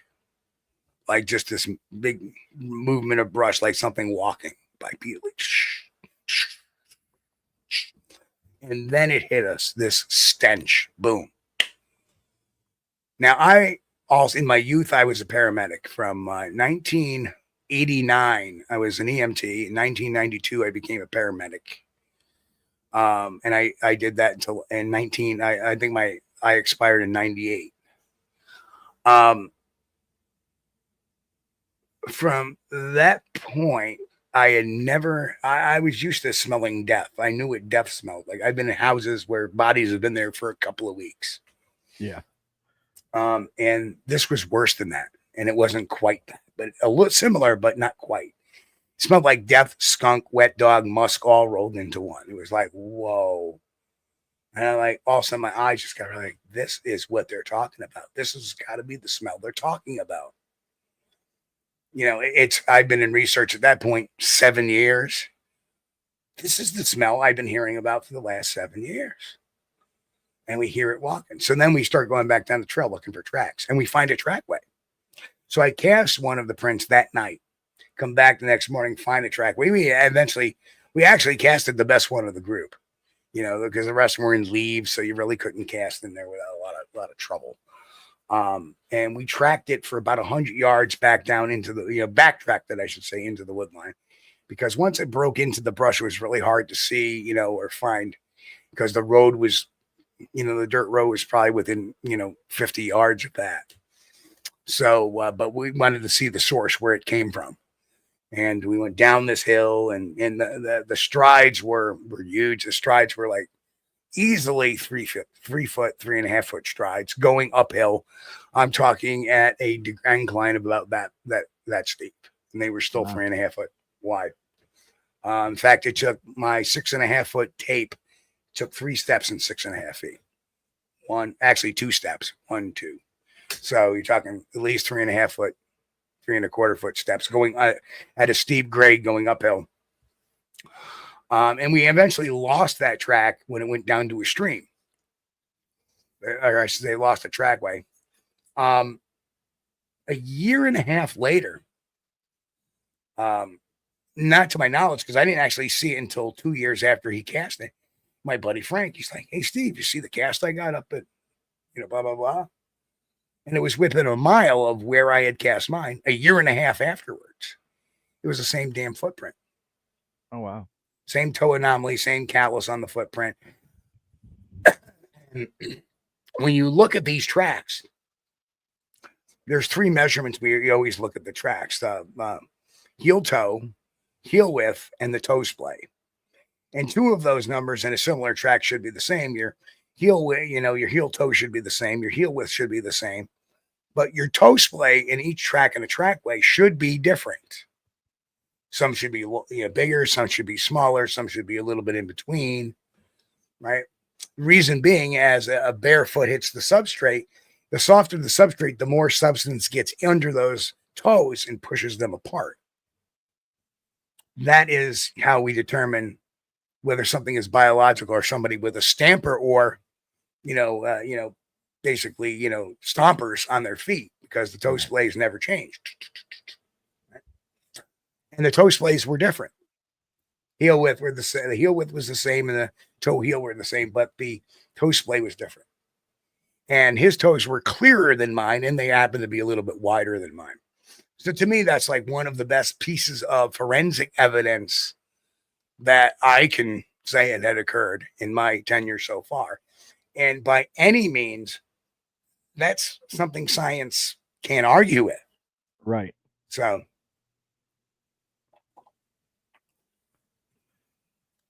reading the chat, Florida Seminole said the same thing we did. Yeah, I'm a Navy veteran, and I'm actually, a lot of people don't know this, I'm an identical twin, and he was in the Seabees, and so we had, and he's retired. He actually spent 22 years, 10 of it in the Navy, and then 10 of it in the Marine Corps. Well, thank you for your service, both of you. Oh no, we appreciate it. So he was talking about the sniper thing. Yeah, there's no snipers in the Seabees. They do qualify on weapons, though. They do carry weapons, but not snipers. Right. Because they are not alone. There is going to be a detachment of Marines or somebody with them that can handle that stuff. So That's real quick, Richard. That's for man. anybody out there who wants to come up with military stories and Sasquatch. Just know this, because when you guys brought up Sasquatch Chronicles, they had a guy on there that talked about being stationed somewhere and being involved in the shooting of one of them. And here's the thing that people don't understand: when somebody's been in the military, you can tell within just a few minutes the terminology that's used, just even basic little things that military personnel know very well. So you got people that try to lie about things, and it's just super obvious, like saying that you're going to give a a lance corporal a rifle and let him go hunt something unknown for the Marine Corps at a campground on base. That's never going to happen. You No. know, there's never going to be a time where they're just going to give I don't care how good of a shot you are. They're not going to give you a 308 to go out on your own to go shoot an unknown primate at a campground that's on base. It's just absolute insanity. So just putting that out there for people who want to make up stories about being in the military and doing stuff like that. You're not getting away with anything Oh Well, no, at all. and it's happened many times where me and Johnny, it's happened to both of us. We'll watch a show or watch somebody, and they'll bring up a military thing. Our ears pick up. We start paying attention to what they're saying if they have a military background, and like you said, it's real quick to figure out if they're telling the truth or not. one of my Yeah. one of my funniest things that I always hear about is, well, I was in the National Guard or I was in the Army during the time Mount St. Helens erupted and we took out the pile of Sasquatch bodies. And, truthfully, the amount of ridiculousness to that statement, because anything that was anywhere near Mount St. Helens was basically obliterated. There wouldn't have been bodies. There would have been bones because they would have been burned up by the heat and the heat of the pyroclastic flows that came down upon them. But it's funny. All these people that show up on these shows that say they were there as the military with these bodies always tend to be anonymous, can't provide their DD-214s. And we actually had a guy on our show who was part of the Washington State National Guard during the eruption of Mount St. Helens. We didn't ask for his DD-214, but we know his name was Jay Birch. And Jay has been on our show a couple of times. And because he's a Sasquatch researcher too. And he's like, these people infuriate me that say that because we had no time during the eruption of Mount St. Helens to worry about a Bigfoot. He goes, for all intents and purposes, we were dealing with a 5 square mile area that for all intents and purposes had been nuked. There was nothing but waste and pyroclastic flows and floods and bridges being blown out. And, little villages, little towns, little farms just wiped off the map. And you think about Spirit Lake was 200 feet higher than when it was after the eruption. And they think that people were worried about getting Sasquatch bodies out there like it was some national security secret. They were worried more about the 200, 300 people, some odd people that were missing. Yeah. So let's bring up another one. Our one of our favorite people up in Canada, because me and you had a discussion about him. And the last time we were going to have you on the show, there was a guy in the audience and he was asking questions about that particular person and stuff like that. And I told him, hey, hold off until we get Steve on the show because he has a lot of inside information on that situation. Yeah. But I don't see him in the chat, but I still want to bring it up because I said I would. Certainly. So, we already know about, what we consider he's done that was fake and that was, it just doesn't make any sense. But you go further back, because when we talked on the phone, you knew stuff from before he got into the Bigfoot portion of it. If you I'm sorry, who are we talking about again? Todd Standing. Oh, yes, Todd. Yeah. Yeah. So he was involved in something prior to that, is what you're saying. Well, kind of. The creation of a movie. Right. Well, Todd Standing came upon the Bigfoot scene, I would say about 2004. Now, I'd already been a researcher for 5 years at that point. And he put up this website. And if you look at my website under my Hall of Shame page, you'll see some screen caps from the web archive pages because all of that stuff is now gone and hidden in the nether. Not so much, though. And it had this really bad drawing of this guy talking about these 3 campers that had gone missing as they entered this mysterious land only known to the First Nations. And for those in North America, First Nations are the equivalent to Native Americans in Canada, only known to the First Nations tribes, called Sylvanic. Well, problem number one, Sylvanic is actually a Latin term. It's not a Native American or First Nations term. Sylvanic is Latin. And it was just another coincidence. Todd's mom's name was Sylvia. So I don't know if that had anything to do with it, but sounds pretty dang close to me anyway. But and then he had this video, which maybe was supposed to be these 3 missing people. I don't know. And it was just this girl on a video on a very bad high 8 VHS-C video camera going, and no pictures of people, just snow on the ground and some pine trees across this little brook. And there's some very innocuous tracks. You can't even make them out because everything was so white. And the film was just really badly pixelated. And she's like, oh, what do we have here? And really just like this bad overreacted, what do we have here? Type of thing. And then all of a sudden you see a tree start to shake and you hear this, and you see snow coming off the tree, and then the video cuts. Well, there was some a researcher on the Bigfoot forums at the time, because forums were really big back then, that actually uncovered the same phone number for Sylvanic.com as part of an ad in the Edmonton newspaper looking for actors and actresses to respond for a movie production. And it had the same phone number as Sylvanic.com. Did at the time, because back then, 2004, hiding your who is information was verboten.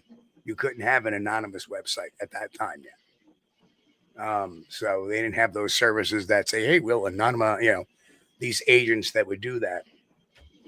So we were easily saying that, yeah, there's something really funny about this, like this hokey story. And then Todd made other comments, like he had bags full of Sasquatch hair from being in this area, which is only accessible through a small hole in a mountainside. And this is his words, not mine. And he had bags full of hair. But then again, like our video of the Bigfoot in the window, the hair was stolen in a burglary in his house. Oh, shucks. Right. So Man, I hate it when that happens. Hey, we're in here. Oh, put that camera down. Put that computer down. Look at all this hair. Let's grab it. It was the CIA. You know what I think it was? I think it was Borat. Yeah. Remember the hair scene? Yeah. Get him the hair. Oh God, that movie's hilarious. So, if you look at the beginning right there, is it no wonder we only get a squatch on this up, just the head of it? We never get the body, except that one that was running up the hill, and then we have some inside sources too, that we know the person running up the hill in the Sasquatch costume was an Edmonton firefighter who's paid to do that. There was just there was so much, but if you just look at the beginning of the existence of Todd Standing, no, he wasn't he was never anybody that had the better intentions of the Sasquatch mystery. He wasn't somebody that had an experience that just went off the rails. He always had a scheme. He always had a plan. In fact, if you looked, he had a production company called Outstanding Productions that listed the general manager as Todd Blackwell, and it was a picture of him. And he actually had a phony Facebook account with pictures of him entitled Todd Blackwell. So really, he was trying to dissociate that production company from his Bigfoot side. Yeah, because he was trying to make something like similar to a Blair Witch Project type movie. Mm-hmm. You know what I mean? seeing it from their point of view, and then Right. all of a sudden Right. it ends with everybody's gone. That one video, Sylvanic video #1, which was titled. I have a copy of it. It's on my page. That's all the Blair Witch you need, and that's how Blair Witch started. A lot of people don't understand that Blair Witch started with a website, and it built into this documentary, or this not documentary, but this found footage, and that's what it was looking like. That was going to happen with the Sylvanic site at a time, and then when he was outed for that, he switched gears and went a different direction. And a lot of people think his lawsuit was to find the Sasquatch, against Canada, was to prove Sasquatch existed. If you look at the losing ruling and look at the reasoning, because I have the documents from Canada of the decision, and the fact is that number one, Todd Standing wasn't suing Canada to recognize the Sasquatch. That was incorrect. That was a misnomer. He was suing them for violation of his civil rights because he believed Sasquatch was real, and Canada would not agree to that, which is kind of ludicrous.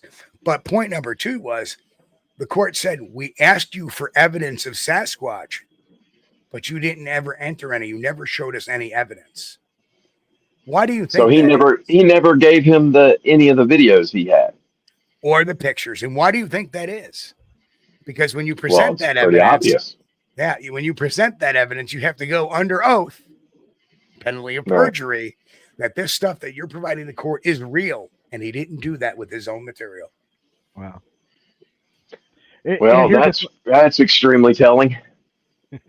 Yeah.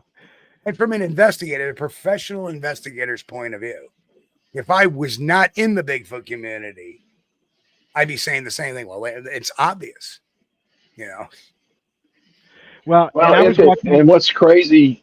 Sorry, Richard. What's crazy about that is if his videos were real, they would be the best videos in existence, like the closest to anything anyone has of proving that Sasquatch is real, and you would know that, and that would be the first thing that he would turn in for his evidence. Would be that, because there's nobody else that's got anything better or any clearer or anything else. So that's in the Bigfoot area. And people will say, well, apparently, Meldrum and what's his name, Survivor Man, had seen something with Todd. Well, Todd took him to an area that was an actual research area that belonged to somebody else. I forget the guy's name off the shoot because I really didn't know him very well. But he had actually started interloping into this guy's research area that was saying, hey, this is a really hot area. A lot of good sightings, a lot of good. So Todd takes him there. He doesn't take him to that great area of Sylvanic. He never mentions the area of Sylvanic on any of the Survivor Man shows. In fact, he doesn't mention Sylvanic at all anymore. Why is that? What happened to it? Did it suddenly just disappear? Yep. It's Radium Springs all of a sudden, right. But that's always been the thing with Todd is it does, and from other, like Brian, didn't Brian go out there with him? I think so. Yeah. Oh yeah. Brian went up there and spent some time with him. Right, and most people, they seem to come to the consensus that he's lying about the videos and everything else, but that he does actually have something going on out there. Well, is what it seems. But seems the problem is that area out there has had stuff going on long before Todd Standing even got associated with it. Right. You know what? So he just grabbed that area off this guy that showed him the area, thinking Todd was a legitimate researcher. And then the guy even has stated in particular forums his regrets about that. There's a lot of that going on. People so desperate that they steal other people's areas. Oh yeah. One of the things Mr. Duffy's got a good one too. Yeah, I was going to put that up.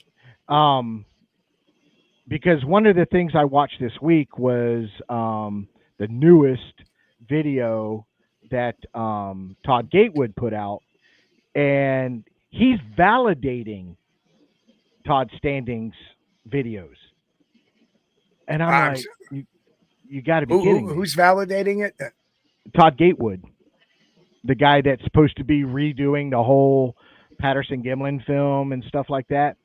And he put out, like I said, he put out something this week validating. And I was like, you got to be kidding me. Well, Ridiculous. you know what happens when you take a beating for so long for being associated with the Bigfoot massacre theory. You know, now you're trying to flock to another, another group. Why do all these people with ridiculous ideas, why do they all kind of flock together and fly in the same circles? Right. Of course, Gate would be going over there. He's Right. trying to say, well, I didn't use AI to enhance the PG film. I use computer algorithms. Well, what the hell is AI? Yeah, that's Well, Like, there's supposed to be some interesting stuff coming out with the whole He said, Gatewoods situation pretty soon. I hope so. I hope so. Because some interesting stuff came out on David Pilates, and we all got to see oh that. yeah, That guy did, and you'll agree with me, an outstanding job on that deep dive on David Pilates. He did a great He job. broke it down step by step and showed his inconsistencies where he lied and such. And I've known that for several years, based upon what a group of filmmakers say. Here's the mistake Pilates made. He came into my neighborhood to do a couple of 411 pieces. Right. One of them involved the gentleman that got lost at Lily Pond in Warren County, New York, which is not 50, 60 miles from where I live. Not very far. And these filmmakers from the Catskills came up there to do a documentary just on the disappearance. Not that there was anything strange, not that there was anything there, but they wanted to do a complete deep dive of it. The good, the bad, the ugly. They came back saying, wow, these people, including the family, the police agencies, whatever, did not like Pilates at all. He did not care about the facts. He just only carried the weirdness. That when he aired the episode, he omitted some stuff. Mm-hmm. And then he covered this guy that went missing in Schuylerville, New York, that's where I go every day to get my coffee, my way to work.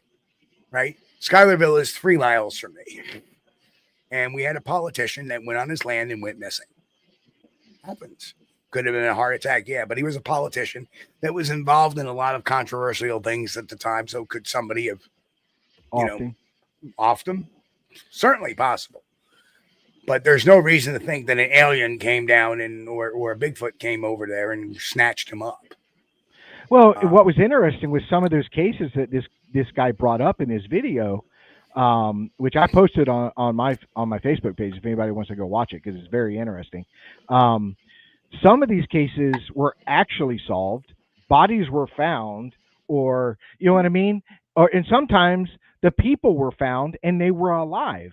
But when David Pilates puts his narrative on it, they were never found. Strange things happened and all this stuff, so those are the things that when we talk about as researchers, as people that take this subject extremely serious, and I know you do because we've had this conversation. When you have people like that, they get that notoriety. Because look at Todd Standing, 100 and something thousand subscribers. Nothing's hurting him right now. See what I'm saying? But they don't realize that they're preying on the people that will believe them. See what I'm saying? Because real researchers that can read through it and pick little things out and say, wait a minute, this isn't making sense and stuff like that. Like for me on one of Todd's is the blinking of the eye. It's just not natural. It is not natural in any way, shape, or form. You brought up a good point when we talked where the squeeze the air thing and it makes the things move, and that made a lot of sense because it does absolutely look mechanical. See what I'm saying? And I'll tell you what, that also came from our inside source. Just as our inside source said that last picture where you see the one that looks like has the painted face almost. Right. was actually his father. And there's a video I put out there showing his father and the moles on the eyes that compare to the picture that's shown. And that's the reason why that one, you only see it from here to here. Right. Well, Because if you showed anything else, it would even more clearly show his father. well, the thing is with Todd is Todd listens to the critics because he gets better and better at his hoaxing because he's listening to what their complaints are, and so the other ones we all kept saying they look mechanical, they look fake, we're only seeing this much, blah blah blah. Well, then all of a sudden he comes up with the one that looks really human, and people are like, "That's human. That's really real. It is real. It's a real person.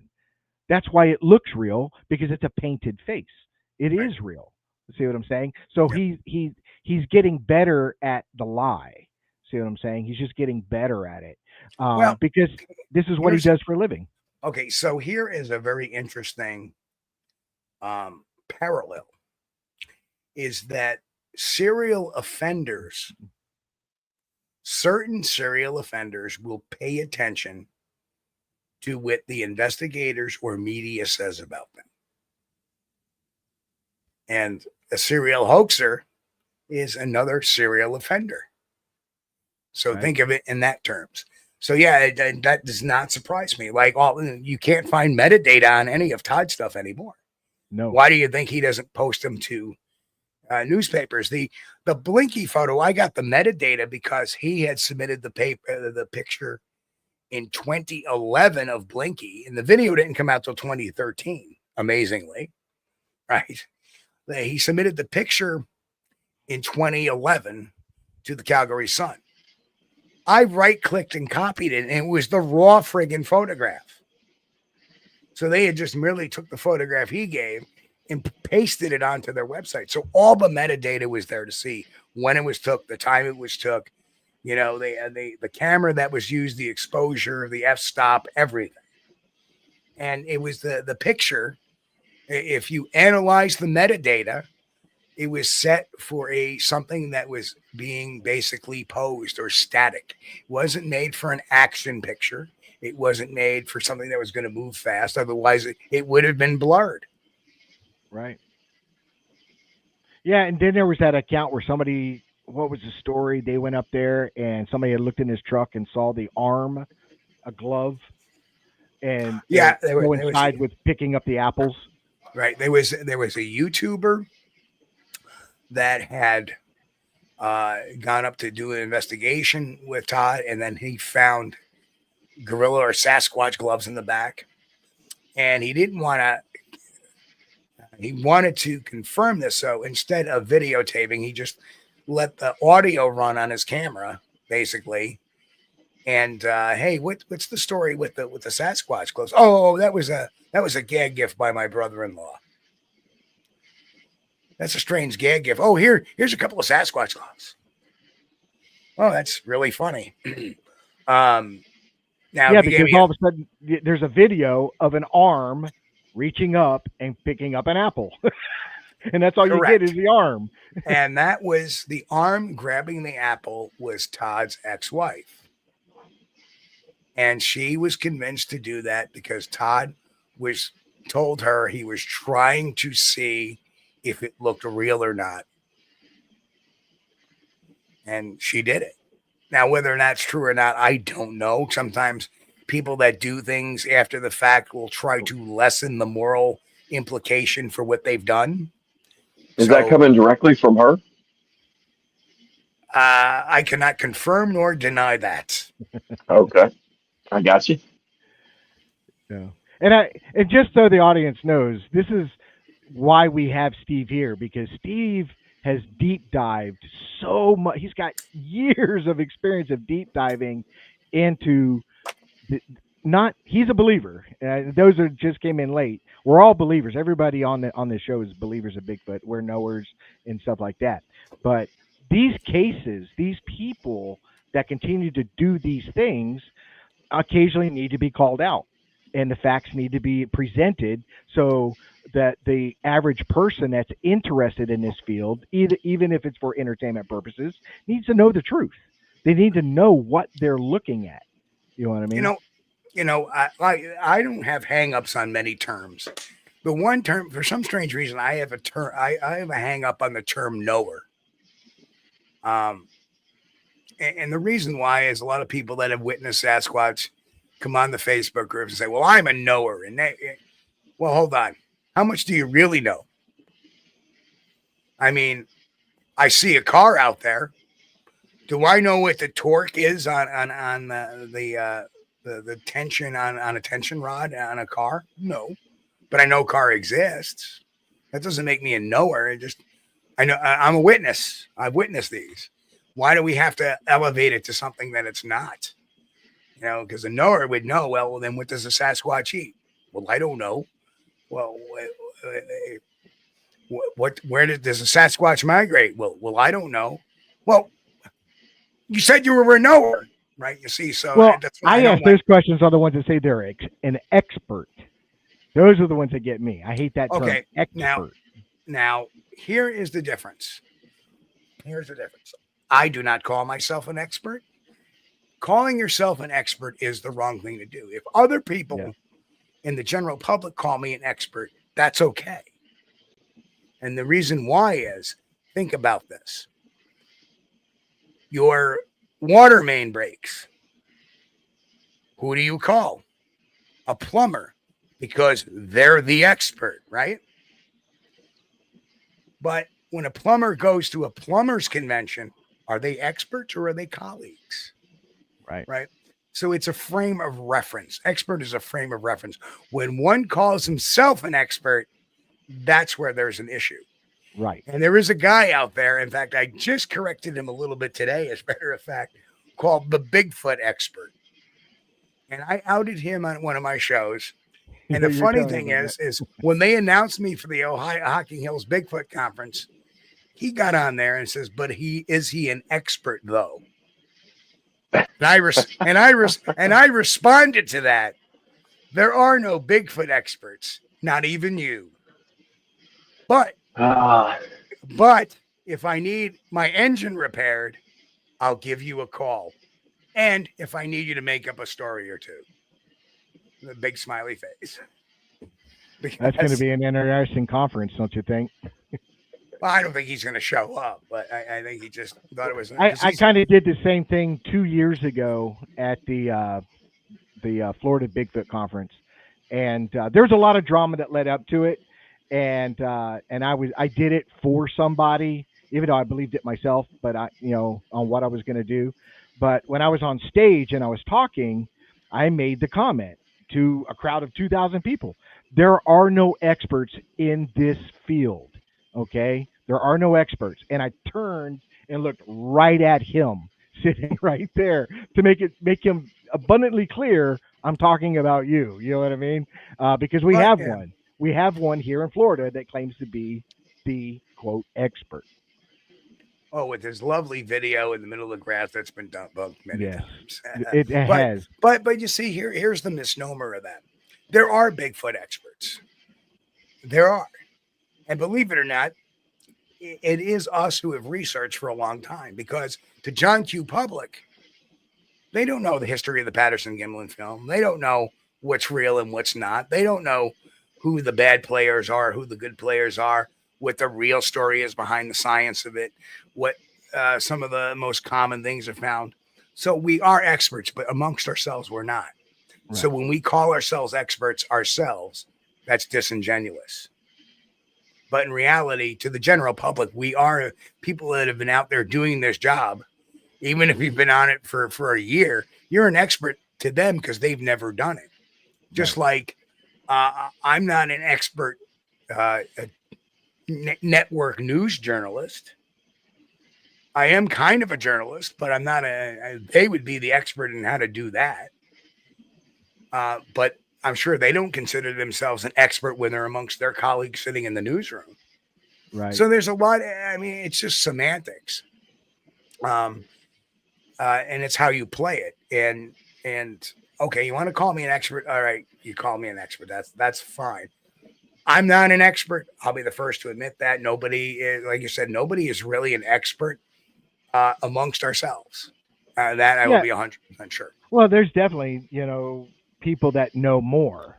You know what I mean? Like Johnny's, his experiences and what he's experiencing and what he's documenting is more than what I'm documenting. You know, you know, Well, Johnny's there's also different facets of I've over the years I've narrowed my focus to right. I don't do a whole lot of speculation on things I don't have personal experience with. And I've tried to just narrow everything down to what I've experienced and then line it up with what other people have experienced and then go from there. I don't really go after, like, there's people out there that I've sat with that have been doing this for a long time and they can call out every single sighting in the state of Right. Mississippi since 1976. I'm not that dude. I'm not going to be able to do that. Now, there's other things that I have experience with Right. and I've had experience with over and over again, but it's just that one thing. It's not, Right. that doesn't mean I know everything about everything at all. But, you know, It's like when I was a private investigator, when people call me, they call me because I'm the expert in certain things, right? To them. But when I'm out in the field with other investigators, I'm not the expert, right? So it's like we get hung up on that. It's almost like, and again, that goes back to Bigfooters and people in these realms that want to attack people for the sake of being attacking. And I think this whole expert thing got such a huge hatred, such a huge kerfuffle because somebody decided to attack somebody because they were called an expert in some newspaper or something. Let's face the music. The John Q. Public, we are the experts. We may Right. not be, but we are the experts, the John Q. Public, and that's the fact. Well, It on makes that point where you say we're, ourselves, we don't call ourselves experts or anything like that. I tell people, when you get into this field, you should create with knowledgeable people with some experience, but create your own group that you can have them check your information, have them, check your evidence. See what I'm saying? You're having your own peer review with your peers, people that you trust, people that you respect, and people that if they say something you don't want to hear, you don't take it personal. You don't. See what I'm saying?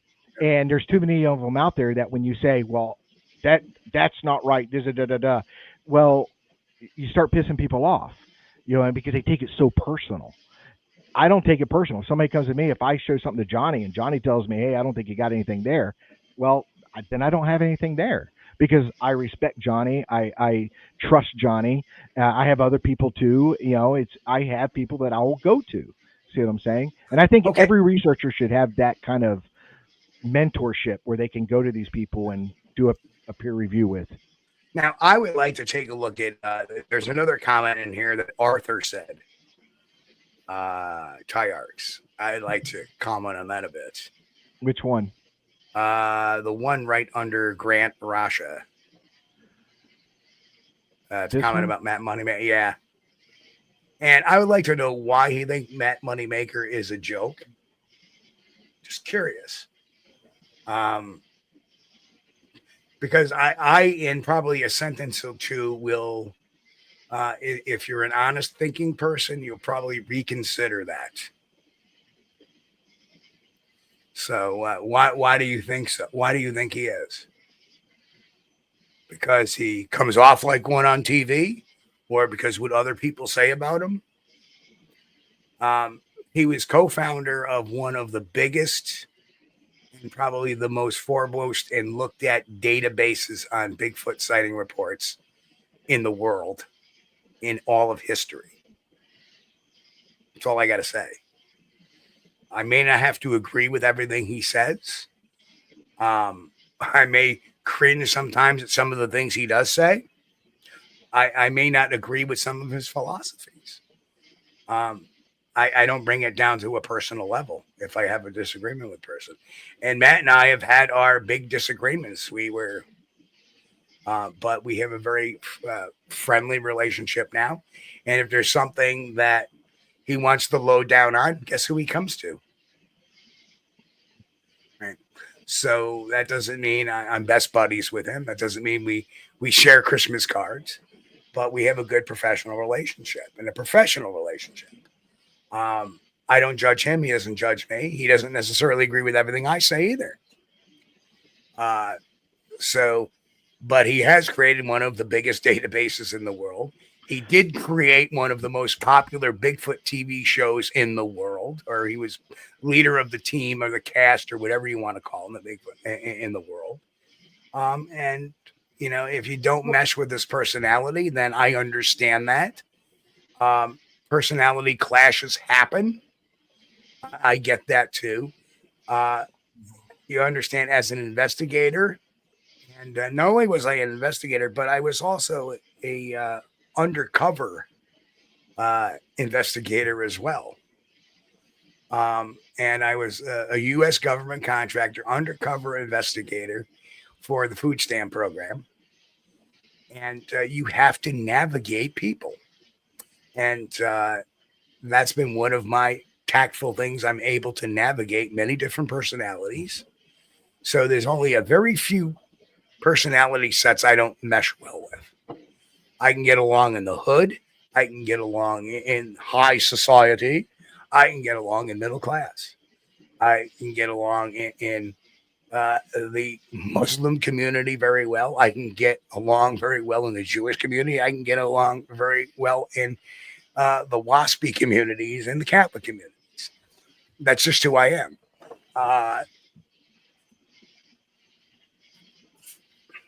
That's why I can actually have conversations with Rick Dyer and not be at his throat. There are very few people I do not like. If you have wronged me, then I do not like you. Rick Dyer wronged me once, and he apologized for it. And I accepted his apology, and we have never spoken of that again. But he knows I don't believe his stuff, and he kind of chuckles and he understands the adversarial relationship. But there's one thing that he's always had for me, and I respect that. He had respect for me. And he's like, damn, I don't want you going after me again. Let's delve into another really interesting topic, because when people ask what is it going to take, and it always a body is the first thing, but the real big thing in the last few years has been DNA. Where do you stand on the Melba Ketchum DNA study? Dude, how did you do that? You just literally read my mind. Because you're my That was buddy, going to be. Well, a lot of people don't know. I had a conversation with Melba Ketchum in 2010. And when I got off the phone, I did not have good feelings about that at all. The other thing is, I had a couple of people that were embedded into the project, some of my sources. And I knew that this angel DNA stuff was coming out a couple of years ahead of time. That's why I never spoke much of it, because I'm like, oh boy, here we go. But I didn't want to ruin my source. It was pre-planned, is what you're saying. They already had the Smeha sample was going to be the centerpiece, because here is this witness that shot it. Here's the sample. It matches all the other DNA, and then we have the results, right? But Smeha is that the guy with the bear? Yeah, that's the guy who was or not bear. He shot the juvenile. He was a wild card, because. And I don't know how to play it, how they exactly played out, because that is way too complicated to get into. And there's a lot of, but Smeha sent the sample to Brian Sykes and to another lab, and they knew it was bear, while Ketchum behind the scenes was telling everybody it matched the Bigfoot profile of everything else. Right. And that's why Smeha, beginning in January, I think the year before the results came out of the Ketchum study, he was calling Melba a liar and a fraud and all these other things, because he knew what she had told him, but she had known what Dr. Brian Sykes had told him too, that what you have here is a bear. And she was telling him something different, and he knew she was a fraud. And almost thinking, this is kind of a wild thing to think about, did he create that hoax to expose her? Well, Think about that. Think about that. that's an interesting theory right there. Think Absolutely. about that. That he created that hoax to out Melba Ketchum. And nobody caught it. Nobody caught it. I talked to an individual, um, and I'm not going to say their name. This conversation I had with somebody that actually knew Moneymaker very well, and all the people from Finding Bigfoot. Uh, but he said he knew the guys that financially backed Melba Ketchum, and he was privy to the emails, and pretty much the emails spelled it out that she was basically just dragging them out for more and more money. And unfortunately, the guys that were funding it, by the end of it, they didn't want to publicly be out there. So even though they're the ones that could put all of this to rest, they wouldn't come forward, is what I was told. And by that you mean a person by the name of Wally Hersham. And I don't. before his death, there was Richard Stubstad, who put some money into the project. And of course, the final one that put money into the project because his project had failed was Adrian Erickson, who was separate, but then went all in on The Erickson project. Yep. Right. And the Erickson project, believe it or not, part of that was based in the Kentucky ORV thing, which was a complete and utter baloney story. And the Janice Carter farm, believe it or not, as well as Randy Brisson and his garbage up in Canada. So you have, two very well-known fabricators of stories and one very unknown, but I was later to find out the real story of Roger Junkie ORV situation there and how that was all phony baloney too.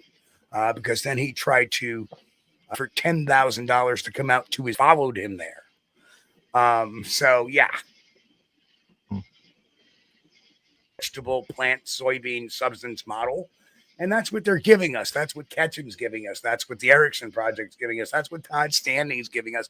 They're giving us all this imitation crap. We want the real beef. And that's all I want to get to. And so you take a bite of it and go, yeah, this isn't beef. And some people will say, well, it's the best we can have. And they remain content with it. I'm not that person. Can't be. And neither should the folks out there be either. We should want the real thing. And, right. We should be told the truth. The reason why these cats have such big subscriber bases is because they don't. The people that subscribe to their channel don't care whether they get the Impossible Whopper or the real thing. Right. And that's why it's entertainment. It's entertainment. So the people that segue to our channel are the people that want the real truth, that want the lowdown, that like the dirt, and that also want the truth. So we try to give that to them. And we at the same time, I've been throwing out these little Bigfoot vlogs, which I'm trying to entertain some people too. That's definitely going on screen. That's damn straight. I can't do that. Oh, Mick, we're going to worry about you. We don't judge. We don't judge. And you know what? And that's the other thing too. And I know I see Batman talking about anonymous sources and stuff like that. The anonymous sources that I put out there, I know them by name. So when I say an anonymous source has said that, Todd Standing has done this or that, I know their real name. They're anonymous to everybody else. Right. They're anonymous to everybody else, right? Because they don't want to be bothered in their everyday life. They've gone through enough. Yeah. And, yeah. I want to do something real quick here. I want to play something if it'll play, just for some fun here. And I told you earlier I wanted to do this, and you tell me who this guy is. Yeah, there's this girl who moved in across the street, and she came over because she wanted to play. But don't worry, I got backing up. What'd you do? I whipped out my lizard.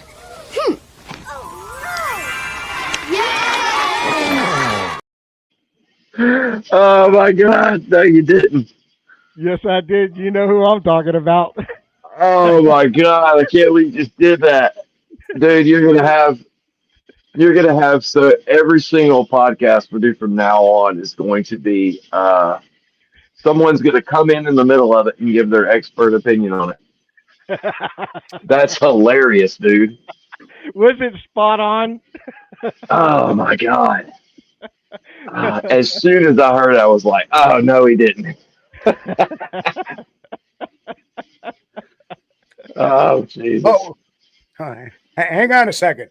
I'll send that to you guys so you can put it in your portfolio. Hang on a second. I got a spoof of that. I'll play it again if anybody wants to see it. But I saw that and I was like, oh, I got to create something from this, And so I took that snippet, and it was so spot on. Did he just do? Yeah, he's got a liquor bottle. Is that something that goes on during that? Yeah. I've never watched. I didn't. I never watched that until Richard sent me one the other day, and I'm like, "What the hell's going on here? What is this guy doing?" I didn't realize that all that was. Yeah. Anyway, If Flat Rock is still in the chat room, that was for you, buddy. That was for you, man. But I thought it was funny when I saw it. I was like, dude, that is so spot on. So it would now be an inappropriate time to talk about Land Between the Lakes? Would you no, like I to? think it'd be a perfect time. I'm going to take a bathroom break though. I'll be right back. Well, according to the person we're talking about, he like this in air quotes was pretty much well, according to Steve Kulls, the Adirondacks is just covered in Bigfoots. You know what I mean? No, they're not. I can't hear anybody. Uh-oh. Check 1, 2. Hello. Oh, you're back. All right. Well, I was on a show. I had mine muted. That's why you didn't hear mine. Oh, well, listen. I choose. I really when it comes to that particular individual, I choose not to directly address any of his comments towards myself or anything else, because you cannot where there would be nothing useful of any conversation or any dialogue except for maybe some internet fodder. I like to have a little fun, which I just did. Of course, I take things with a lot of great humor.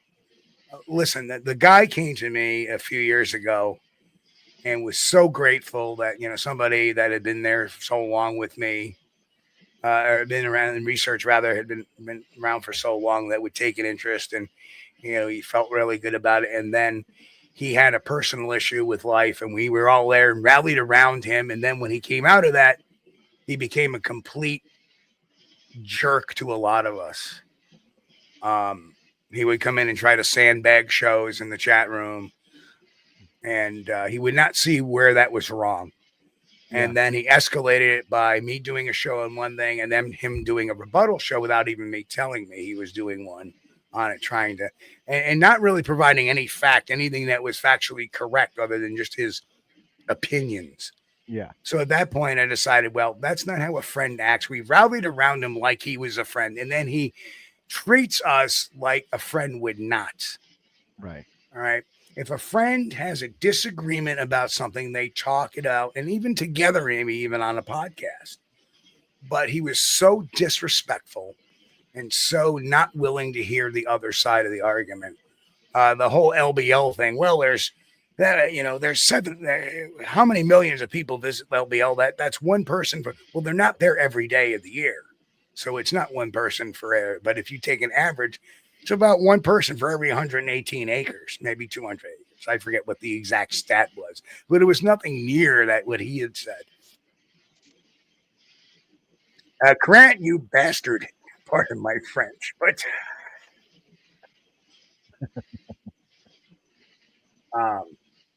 Oh, I see what he wrote.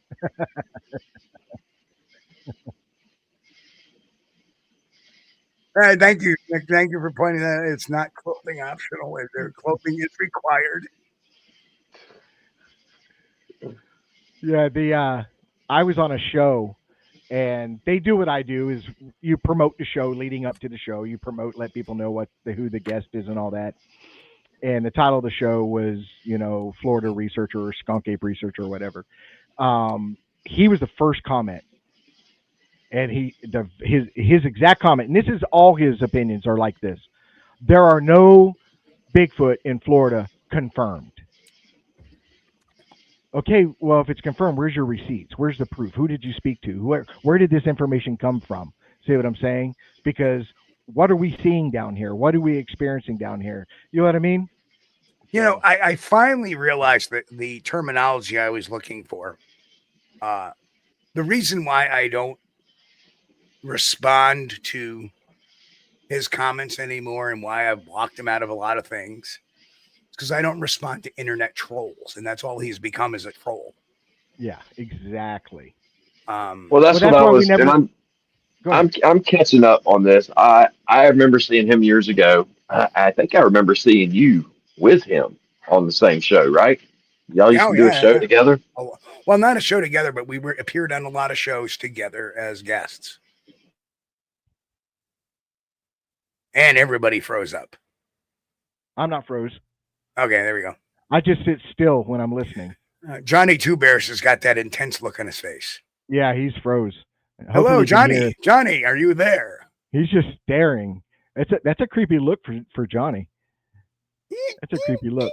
But we don't. We've kind of made a pact with a few of us podcasters and stuff like that. We don't mention his name or his channel because we don't want to give him an audience. And right. We'll talk about it in general facts. He got upset with me because I had mentioned it. Well, I don't even think I was the one who brought it up, but I might have.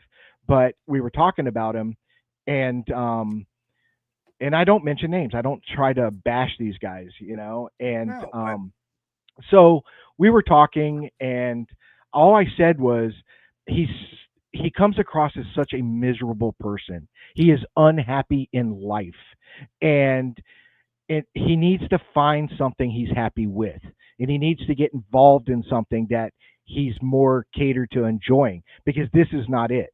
If all you've got is negative comments, you're not happy. You're not happy with the Bigfoot field. Move on to something else, because I have learned, I'm 56, and I've learned very quickly, life is short. We don't have a lot of time. You need to enjoy it. I do these podcasts because I love this. I enjoy the topic of Bigfoot. I can talk about it every day, all day, just like you, And so we do this not just because we're looking for the truth, but we also enjoy it. We enjoy this topic. We enjoy this subject, and this is what we're going to do. He does not. He does not. See what I'm saying? And so so he got upset because I said that. So he emailed me saying that, well, I think that was wrong. You should have brought me on your show, or you come on my show so I could defend myself. This is why I did not respond to his email.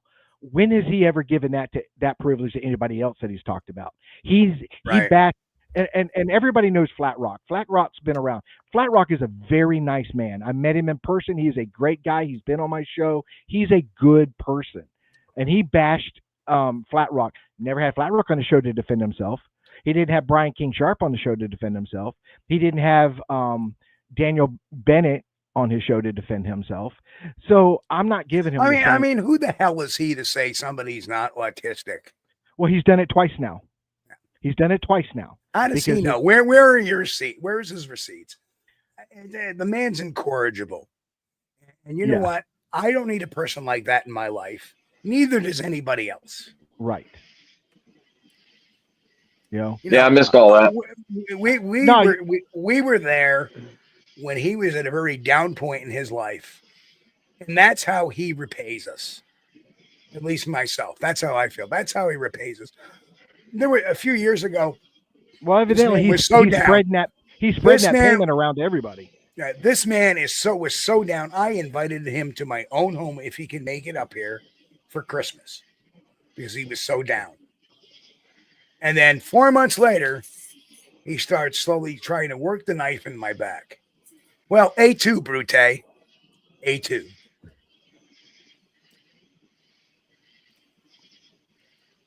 Well, Well, he's made some pretty raunchy, especially lately. He made a very raunchy comment that a lot of people did not appreciate. It was absolutely unfounded. Should have never been said on air. Um, but he made fun of somebody that me and Johnny know, and I know very personally. And his last show, he didn't even watch the whole shows. He just watched 5 minutes of each show and then commented on it. And at one point, he was an interview with a friend of mine, Mike Aguilar, and his son. And Mike is a good guy. He's born and raised Floridian, like third, fourth generation, like me. Just a good country boy. His son is autistic, and his son is a fabulous young man. And Mike and him go in the woods because that's their bonding time. And the whole Bigfoot thing has really opened his son up.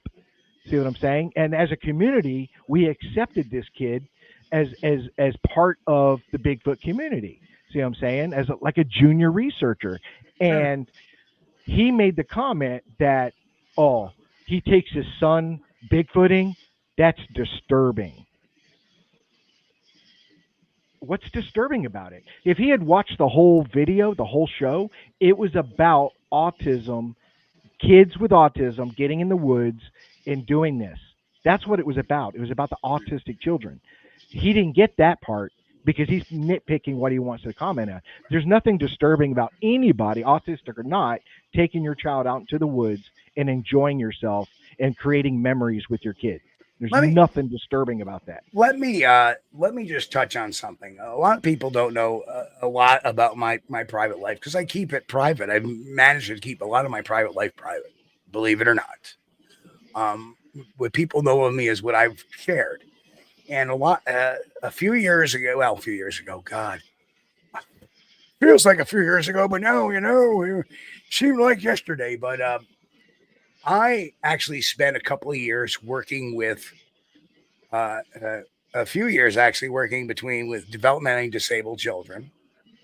And I worked a few years with at-risk youth. And it got to the point where I was working at the group home where they asked me to run groups on doing stuff like cryptozoology, paranormal, because they knew that was my background. I like to do it and I like to teach it. And if I could work away with it to help them. And what I explained to those kids was when I would talk about these things, that this is why history, math, science, biology, all that is so important to know, because if you really want to be good at doing this, you need to excel in every single one of those areas. And they were all like, and all their grades started to come up. And now they seem to be more interested. And they were asking me science questions. They would ask me, questions about this or that or history questions. All of a sudden, you took their brains and you put a little bit of traction in there. Show them the end result, what you could be doing. Put a little traction in that brain of their growing brain, and wonderful things can happen. And that's exactly what happened. And it's amazing. I got a letter from one of the kids that was in my group home, who is now almost 30 years old, thanking me and how great I was to him. And I was one of his heroes, and that he made his life there a lot easier and put him was one of the people that put him in the right direction. And what more can you say about that? What more, can you feel about that? So I get kind of irritated and agitated when somebody will talk out of turn about autistic kids or at-risk kids, because every kid has the ability or the opportunity to become much greater than what they, much greater what they can even imagine. Oh, So, absolutely. And Johnny's expecting a child, and I have a funny feeling that kid's going to walk right into Bigfoot research. Oh yeah. The other two are questionable. My son is he's kind of interested, but it scares the ever loving bejesus out of him. So, last time I think we told the story last time when we were out at our main research area, and either I think it was a possum or an armadillo came running out, and that ended his night right there. He was like, that was too much. well, armadillos can be quite loud. Yeah, yeah, he did really good in the dark. I mean, we walk around, no flashlights, no nothing, and then we just sit there in the dark. And he never made a peep, never said he had to go, never complained at all. And then that armadillo, man, that just ruined it. That's because his senses were heightened. Oh yeah, yeah, yeah, yeah. But the people that are, I mean, there's a lot of people out there, even on videos um, that I've put out. Uh, that they're so convinced that these things are raging killing machines that they think you're endangering your child when you get them involved. And it's like, first of all, I'm 44 years old. Uh, these are my children. They're not toddlers. If I thought for a second that my son or my daughter was going to be in danger by doing this, I would not have them involved. It didn't matter, it wouldn't matter what it was. My theory is this: I want them to know as much as I know, or as much as I think I know, just like you would if you live in an area where you've got grizzly bears or you got wolves or whatever else.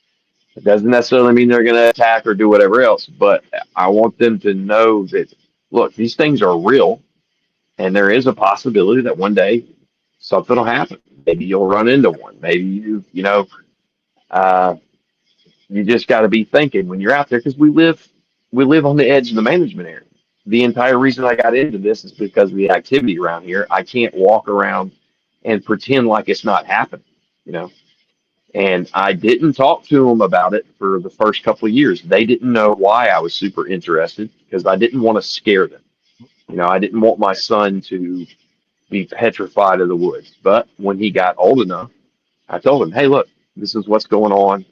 This is why I'm into this, and all that. So, and I've yet to see the evidence that they are killing machines. You provide me with that evidence, and then we'll revisit that. But I just don't No, see it. that's 100%. I agree with everything you just said. You know, absolutely. I mean, I'm sure Mike, when he takes his son out there, he's teaching him other skills as well. He's teaching him what a raccoon print looks like, or what a deer print looks like, and how can you tell between a doe and a buck, and showing him rubs and scrapes, and it's an educational time, and it's an important time in a young man's life to have those memories with your father. You know what I mean? Right. Yeah, I think some people just, the negativity sells. There are people that want to. Absolutely. That's their entire shtick. I think this is literally. For me personally, this is out on the edge. I'm glad there's people like Steve that do this. People like Brian does a little bit of it. Yep. For me personally, I don't.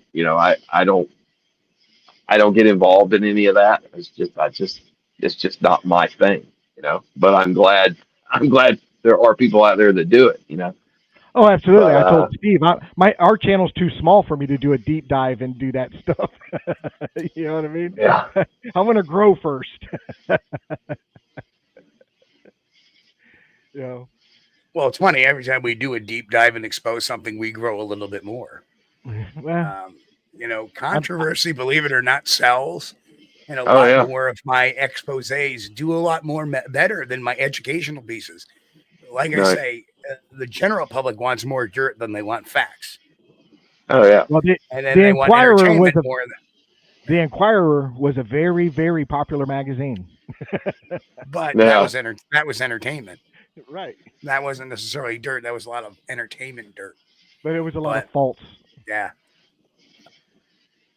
and that's really huge. Is that when I when I come at something, I always try to come with the receipts, because as an investigator, you know, it's like everything else. Everything has a process. And if I get something, I mean, there are some things I can work really fast. The things you can't work fast is investigations. That takes time. That takes process. Like, for example, when I got the Vermont trail cam photo, that took 7 months to work that investigation. And, people expect you to say something soon. No, I can't say nothing right now until I get all the facts in. And then once we get everything in, then we can go out and say it. That's why when you see people that come up with Bigfoot evidence and this happened last Tuesday, well, what? You haven't done any research. You haven't done any science. You haven't done anything to back up your claim. You get something, you got to work it. Like even our Whitehall howl, that was worked up, refined, ran through processing tests, and a whole bunch of other things, bird net, everything, to come up with the answer of what we did before we actually put it out there.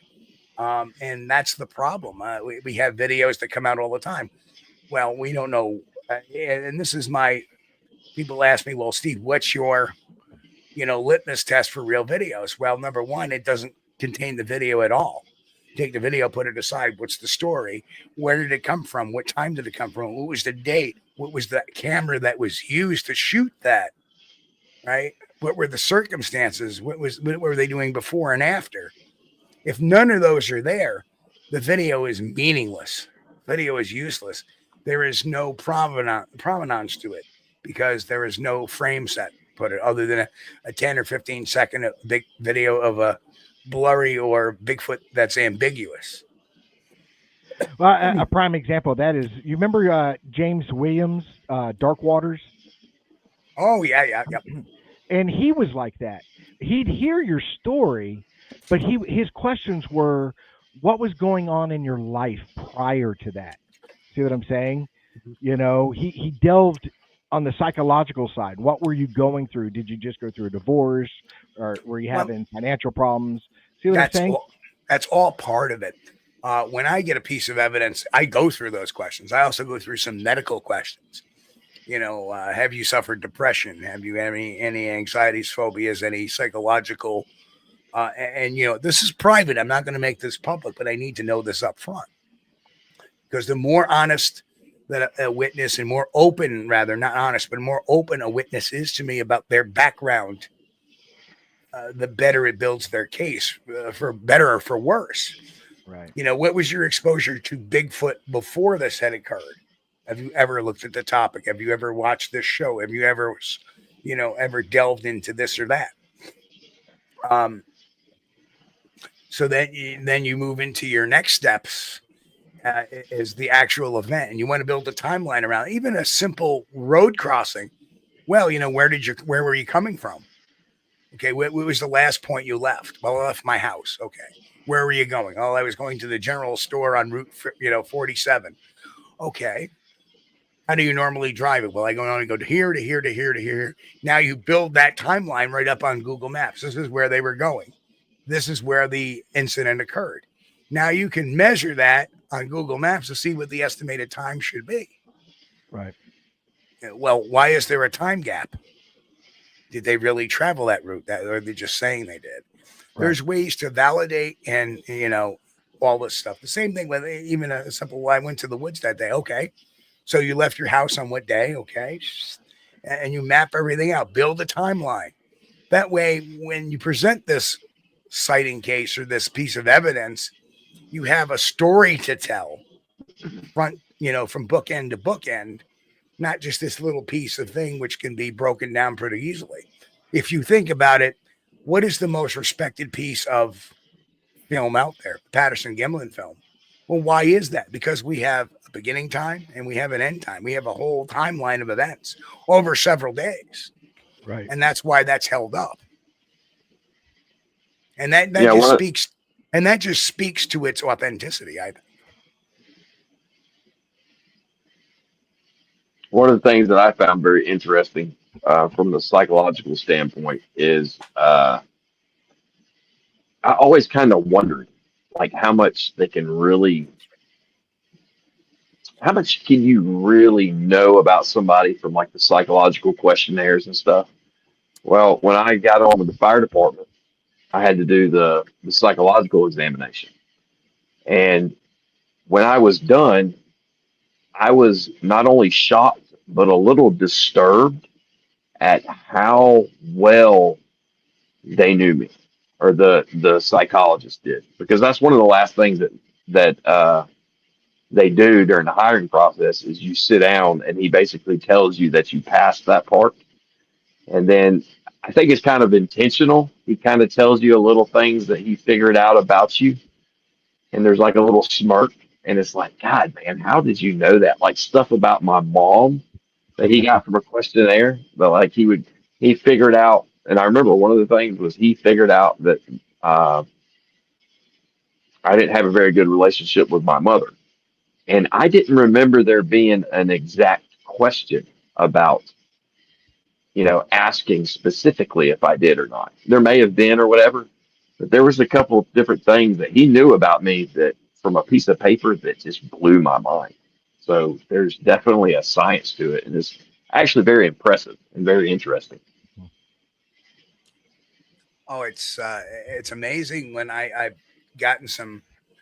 One of the things I've done is I developed a bunch of tools to help me break down stuff a lot quicker. And like I'll read a story, and if I suspect something's wrong with it, I'll run it through the program, and it'll confirm some of my thoughts on it.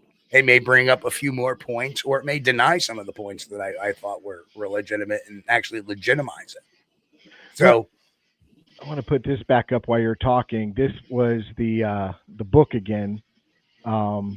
This because it goes into that. You go into those details in this particular book right there. Right. Well, and I'm currently reading that book. And the other book that I go into really deep into it is The Psychology of Bigfoot. And that one I go really deep into stuff like Dunning-Kruger effect and cognitive dissonance and illusionary superiority. And, there's just, I have to refer to it because, again, I wrote this last year, and there's just so many different types of, where's my table of contents? I always end up skipping that, which is the one I want. There it is. Why people hoax and, neurolinguistics and body language and the likes of that stuff. And I go on to bring in that book a lot of real world cases like the Susan Smith, drowning of her children. Mary Beth Tinning, a serial killer who killed, 5 or 6 of her children over a period of like 10 years. Using, sudden infant death syndrome as the excuse. It doesn't, unfortunately, Grant. Next book I will it'll have the pop-up scratch and sniff Sasquatch. Well, my goal is to take this book when I'm done with it, mail it to Johnny so Johnny gets a chance to read it. Then Johnny's going to mail it to you so you can sign it and then mail it back to me. Well, I can afford to get one. Thanks, Richard. Damn it, man. I think you can mail it directly to Steve. He'll probably sign it for you. Oh, did Steve freeze? Yeah, it looks like it. I'm gonna have to go. Looks like Arthur's not a fan. Uh-oh. Yeah, he's an exit. So really, Arthur, have you ever been out on an expedition with me? Then you speak out of sequence, sir. And I suppose you didn't like my Todd Stanley comments. Yeah, probably. Oh, Todd Stanling. It's another Stanling follower, I believe. Johnny was saying that he's got to go because I know he has to work. Yeah, I got to get up at 3:00, but you guys continue on whatever y'all want to do. But unfortunately, I got to get in bed. or else I Right will on. be absolutely miserable tomorrow. Johnny, pleasure meeting you, sir. Yeah, you too, man. I hope we can get to talk again. This has been very Absolutely. informative, and I've really Absolutely. enjoyed it. Richard, I would thank you, sir, for I all it will. I is will that call you you later. do, and I'm I glad appreciate it, you're. Johnny. Hopefully, you're about to turn into Spider-Man. Well, this is the third time I've been bit by a spider and no superpowers. How disappointing Well, is that? You know. third time's a charm. All right, everybody. I will Take talk to care. y'all later. All right, Yeah. Johnny. Take care, buddy. Bye. Well, there we have it. So, yeah, I mean, this is fantastic, and we can talk as long as you want to talk. If there's one person in the chat room or 50, I don't care. You know, I want to take advantage as much as I can to have Steve on the show. This is fantastic. You know what I mean? And I Yep. think some people were confused. Now, did you pick the option that you can put this on your channel too? Because that option's did. there. Okay, Yeah, I did. because- Yeah, it's because rolling on my. Yep, it's rolling on yeah, my channel. good. Because people came in going, Steve didn't say there was a show tonight. They were complaining that you didn't announce a show. And I wanted to go in there and say, well, because then I thought, oh, okay, yeah, because I do put that option where you can Yep. also broadcast it. Because we broadcast it at 3 channels. That's why Yeah. when I put a comment in there, you see it 3 times, because it's on my research channel, it's on his research channel, and of course it's on this one. You know. That's why I tell people, guests and stuff, they'll call me and they'll say, oh, and I'll tell them, hey, you did fantastic. That was an awesome show. And they're like, well, there's only 40 views or whatever. I said, well, you've got to go look at all the channels and then add them up. You know what I mean? So, but yeah, I picked that book because of the title, it being about investigating, and that's what I do, and stuff like that. So I really, you know, there were other books. Trust me, I even sent you a text saying it took me a while to choose because there was other books, and I didn't want to buy all 7 or 6 or whatever you've got. So, you know, if I may interrupt, it looks like Arthur said the best one was the on Finding Bigfoot. They had like 30 or 40 four-wheel drive pickups looking for Bigfoot. There was a sighting, so you sent all the trucks home. You gave up 30 to 50 trucks to help find it. I think Arthur is he was the one who made the moneymaker comment, right? So Arthur, I am not on Finding Bigfoot. I don't know if you think I am. I'm not. And number 2, I did assist Finding Bigfoot a couple of episodes, and the researchers themselves are not in control of production. That's the director that's in control of production. So if they had 30 or 40 four-wheel drive vehicle looking for Bigfoot and they sent the trucks home, that was the director sending them home, not the researchers. And again, I was not, and now I understand that he wasn't saying necessarily me. He's thinking about Finding Bigfoot. I was not on Finding Bigfoot. Well, that's a So- good segue too, because Yeah. let's talk about some of the programs that you've been on in the past, and lead up to what you just did recently, because you just my did God. something. So my first television appearance that was non-local, I was on local television as early as 2003. But in 2008, I was on Monster Quest. On 2011, I was on The Truth Behind the Loch Ness Monster on Nat Geo. Because they actually sent me out, Nat Geo sent me out to Inverness, Scotland to do a 9-day expedition looking for our water cryptid, the Loch Ness Monster. I love the Loch Ness Monster. That's my very first cryptid as a kid that I loved. From there, I did Monsters and Mysteries Unsolved for Discovery Networks. At the time, it went on Destination America, and then it later went on to the Travel Channel. There was a couple of Mysteries and Monsters I did. I did a couple of other documentaries. American Sasquatch Hunters. That was a private label documentary. Actually, let me. It's so confusing, and I've done so many. Now, Well, you don't got to list them all, but at least it gives a synopsis of your background is not just investigating. It's not just writing books. I mean, you're a TV. People recognize your face. They know your involvement in this field. Yeah. Oh, I took down it was so getting so long. So I was the other day watching Tubby, and a show popped up. Oh, it's about Bigfoot. So I clicked on it. There's Steve in that show. Somebody else said that to me too the otother day. They were watching Tubi, and they said I clicked on it, and they're all of a sudden there's Steve. But thank you, Laurie. I know that's your money because we don't have them. What ended up happening was I've done a number of small towns monsters productions. Now I think I've been on like 4 or 5 of them now. I've been on Finding J2 and 3. I'm going to be on Finding J3, which is an Amazon Prime documentary. And finally, I've been a recurring on the Bigfoot panel since 2023 on The Proof Is Out There with Tony Harris. And that's on the History Channel. So that's pretty much where I've been as far as those TV productions. And I was also on the History Channel, America's Book of Secrets. Right. So, yeah, so there's been a bunch of them over the years.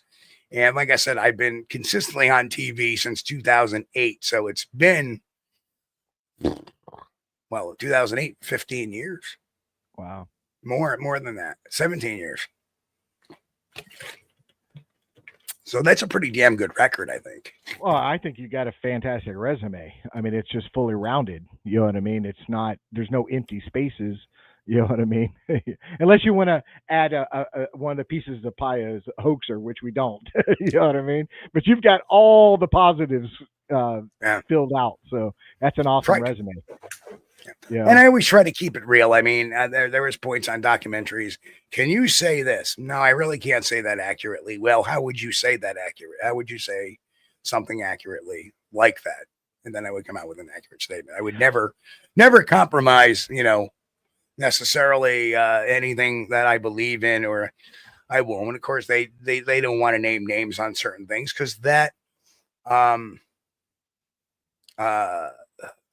and Arthur, I agree with that, by the way. Sasquatch, there a guy named Miguel. He's an up and comer. I agree with that, actually. Yeah, I know Miguel very well. Great guy. Good guy. Yeah, I like him too. He's a good kid. I'd say kid because I'm 56. See, Arthur, we do agree on some stuff. Yeah. I'm not. Miguel's I believe it. Miguel's. Yeah. He's in my phone. I can reach him anytime I want. See, a lot of people think that I hate these people. I don't like these people. I bet you I could have a beer and a laugh with Todd Standing. I mean, truthfully, Todd Standing has actually said kind things about me, saying I'm a great researcher. So although I do knock some of his stuff and he understands that, that's my job, right? It's nothing personal. This is all business. This is, I mean, they're not committing crimes. They're not committing crimes, although there is some parallels with certain people. Right. But it's the same with the other guy that, we were talking about and I played the video about, but I don't hate him at all. I really don't. I'm saddened by him, and I've made comments that I'll pray for him, that he finds some peace in his life and some happiness. He actually gave me 2 thumbs up on the show. When has he ever done that? You know what I mean? So I was like, okay, But, I look at it this way. What he did hurt me, not professionally, but personally. Yeah. I considered him a friend. Right. And he started tanking stuff. And then I asked him not to, and he doubled down. Okay. Right. I've been in the I do not need people like that in my life. I get it. Absolutely. And I had somebody that was in my world of Bigfooting that in the beginning I respected and stuff like that. But as you get to know someone and you realize things, and then people come to you and give you the inside information on things, it breaks your heart that person was not who you thought they were. You know what I mean? And all I can do is just cut ties and just keep moving in a positive manner with my life and doing what I got to do. Let me give you a little bit of insight on something that probably I've never talked about too much before.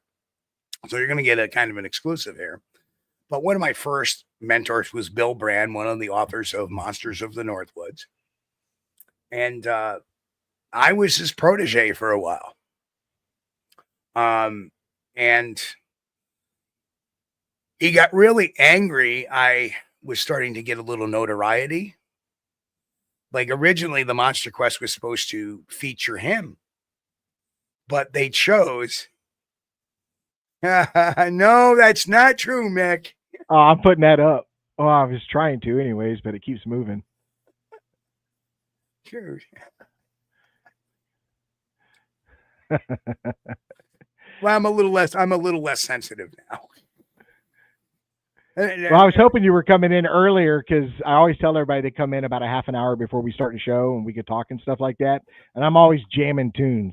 They come in and I'm jamming. Like today was Danger Zone. That was my song for the day. I was just really into that for some reason. Little cryptic type of music there for today. Right. But, well, I thought of it because I knew we were delving into a dangerous area. So, you know what I mean? For some people, anyways. But you know.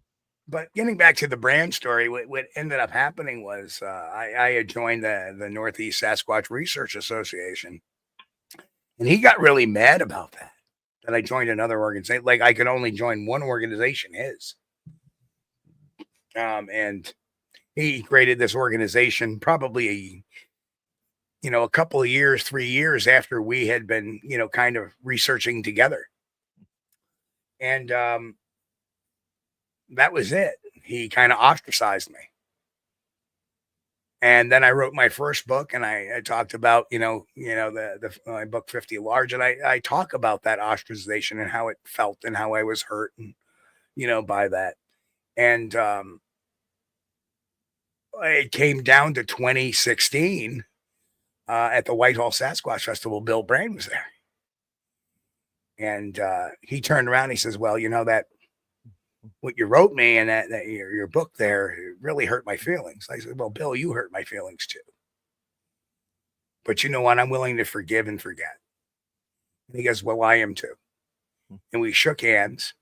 And I had one book left of What Would Sasquatch Do, my second book I wrote. And he was like, let me buy your next book. I go, Bill, you ain't buying my next book. This one's just for you. And I wrote him a big thank you on the cover. I handed it to him. About 3 weeks later, I got a phone call. He goes, I just read that book. He goes, great job. He goes, you were spot on. And I felt good we were able to reconcile before he passed. Right. So, and his materials, everything he had went to Todd Prescott, who is an outstanding archivist, has a great channel on YouTube that archives a lot of the older generations' paperworks and stuff like that. I'm sure someday my stuff will end up on his channel because he's probably going to live forever. But I want to ask you this because you probably answered it and I've probably missed it or something like that. Because a lot of your shows I don't, because my work schedule's crazy, what I do for a living. So a lot of times I watch it the next day or something like that. I try to catch them live. But with you and Chris, a fantastic co-host. He's a really nice guy, and he has that calming. And I was talking to somebody about it today. We were talking about your show, and I was like, "Yeah, you got to check it out." I said, "You got Steve, who's like, if somebody's wrong, he's like, you're wrong. Let me show you why you're wrong, and I'm going to explain it to you." I'm a firebrand. That's right. Right. Where Chris is like, "Well, I don't think you're correct, and let me," you know what I mean? He's more calming, you know what I mean? Yeah. How did you guys come together? How did you guys, because you have the longest running podcast, Bigfoot podcast out there. The longest. Yeah, we started this in 2006 on Blog Talk Radio. We were the first Bigfoot podcast to come on the Blog Talk Radio, which is now long gone now. Now, has he always been with you? No, he came on in 2010. So he's been with me now for 15 years. So obviously the longest running co-host. I've had a few. My next longest running co-host was Billy Willard. Billy ran from about 2006 to 2008 for a couple of years. I had a couple other interim ones. I had Steve Indy Pickett for a while. He passed away, unfortunately. And then Chris. But how Chris and I met was I actually went to visit Chris on a Bigfoot investigation that he was having on his property. And he had started his own Bigfoot group, the Bigfoot Research, the Kentucky Bigfoot Research Project, along with him with another gentleman. And that's how we met. And then Chris solidified his position as co-host when a person by the name of Java Bob Smallsback, who is Tom Biscardi's number 2 guy, basically bamboozled me to get on my show, saying he believed now that Tom was involved in the Bigfoot hoax, body hoax, which I said all along, and I had the receipts to prove it. Right. He bamboozled his way to get on my show and then reverse course and try to say, well, I don't think he was involved. And my phone co-host, Gary, Big G, was like, Bob, you're completely reversing yourself. You're going back on what you said, because he was there for the pre-show conversation. And so then I started going down about the lies Java Bob had said on the website. And so on the website, you say you were in fear of your lives. How do you know you weren't there? Well, that's funny. I have your police statement right here. The statement you made to the police department. And that shut him up real quick. Right.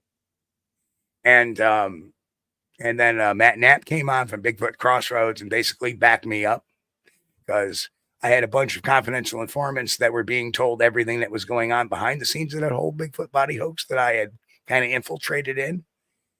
Because Biscardi did not want me there, but I kind of forced myself to get there, and I was the one who pulled the rug. You see the freezer, that hand going in there, pulling the rubber foot out was my hand. Oh, wow. That was my hand. And Biscardi wanted to cover it up, and I wouldn't let him. And so that led to some very uncomfortable things and made me public enemy number 1 of them. Right. Well, Mick.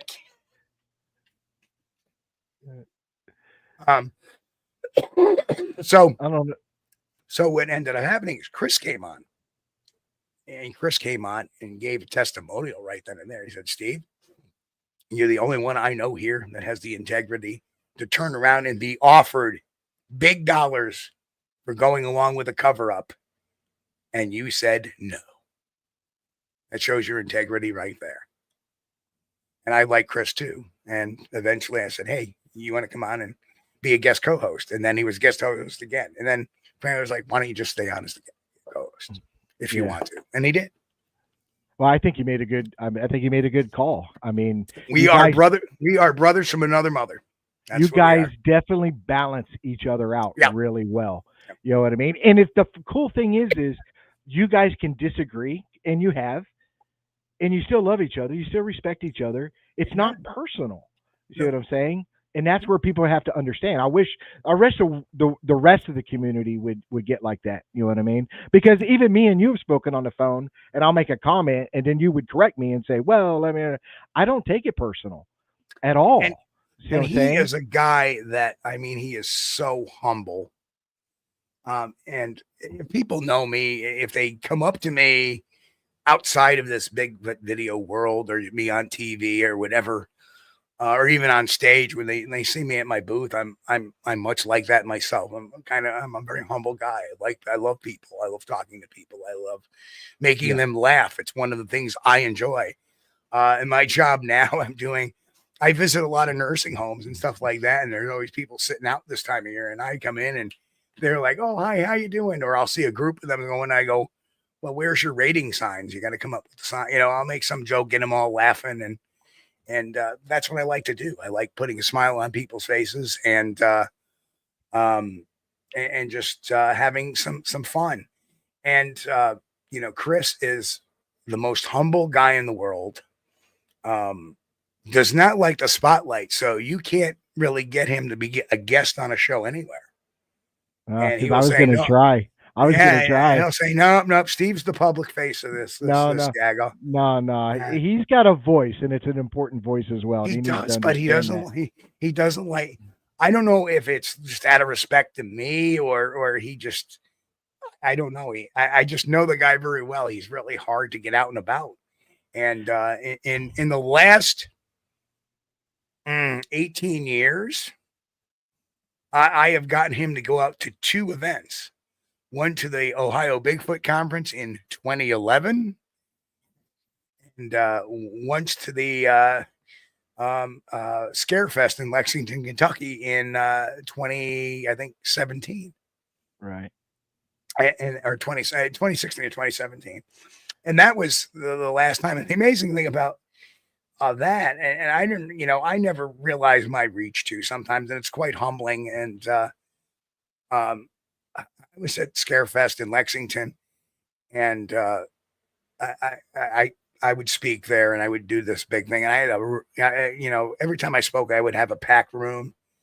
And when everybody started filtering out, there was this I older agree, woman with Mick. another I'm older just saying, woman with a I yeah, agree with Mick. Mick made a comment. I'm just saying I agree. yeah, A lot of people do. yeah. There is this older woman sitting with another woman next to her, and they're like, "Hi, Mr. Coles. Can we get one of your books? And can you sign? We got one of your. Can you sign? Yeah, sure. I came all the way from Texas here to see you, Hmm. and well, I'm all ears." And we just had a nice, sweet conversation. It wasn't anything she wanted from me. She just wanted to hear me talk. And when that was over with, I sit back there and that's I don't talk religion much, but I sat there and I said a prayer, and I'm like, you know, um, thank you, Lord, for making me, making me feel appreciated, and realize that I do touch people in good ways, because sometimes you don't always know that. But Oh no, every once in a while, I'll catch that post on a comment or something like that, because you get right. so many negative with the trolls on the internet. There is a Every lot once in of a them. but every once in a while, you get a nice post and say, "Hey, and like people like Grant and Nick who've been following me for so long, Jay Carey, Bristol, these people, and Jen now, and there's been people that have been following me since the beginning, Yeah. and I just remain humbled that they do. Yeah, and I get it because you know, this show right here was a collaboration between me and Johnny. We both have our own Bigfoot research. We do our own research channels. We do our own thing. He's in Georgia, I'm in Florida. We do our own thing, but we had become friends, and I Right, drove up there and spent some time with him in his research area. He came down here and spent some time with me researching, and it was really funny because I was on another show as a guest, and as the show was winding down, Johnny messaged me during while I was on the show, and he texted me. He said, "Hey man, you want to co-host with me on a podcast?" And I was like, Are you there? Okay, yeah. I said, "Heck yeah!" So as soon as I got off the show, the host of the show I was just on calls me and says, "Hey man, you want to be my co-host?" And I was like, "Dude, 5 minutes ago I got asked the same thing, and I already said yeah." And I'm a man of my word, so once I tell somebody yes, that's the way it is. Um, but you know, I was at a Bigfoot conference, and this is a couple years ago, and this is before this podcast. We just started this in December, and people were coming up to me. Oh, hey, I know you. I'm subscribed to your channel, and that's so humbling that somebody comes up to you because even though I've got 2,500 subscribers, which isn't a lot, that's there's 30 well, how much 300 and something million people in the United States, and only 2,500 know me and watch me, and it was so humbling. Like, wow, it makes you feel good. You know what I mean? So it makes me want to take the time to talk to them. I want to right, take this moment. I'm not going to walk away from you or whatever. Let's talk. You know what I mean? Let me shake your hand. Let me, whatever you need. You want a picture? Let's do it. I don't care. yeah, Um, but that's one of the good benefits of doing this. That's one of the good benefits because I do this for free. I've never made any money researching or podcasting or anything. Even at the conference, that was free. All they do is give me a free booth and a free VIP ticket for being a guest speaker. You know what I mean?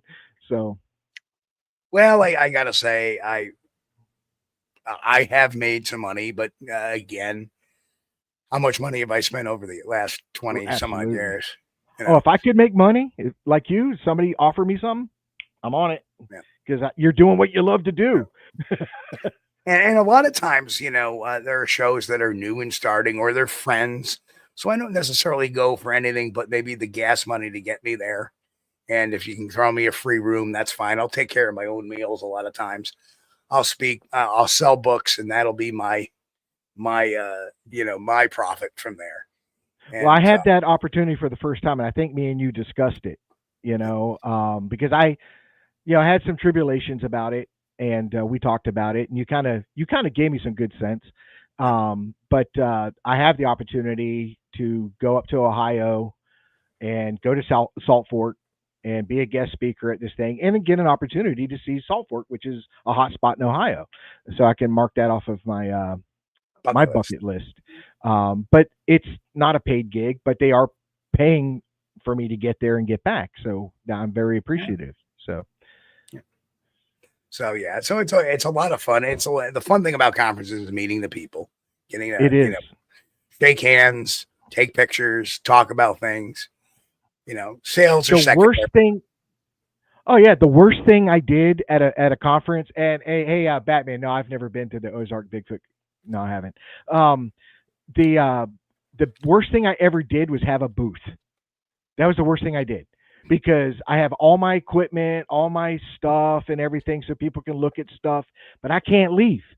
I can't walk away and enjoy anything and leave this equipment there because I spent a lot of money on this stuff. Let me ask you a question, something that I see certain Bigfoot groups do this.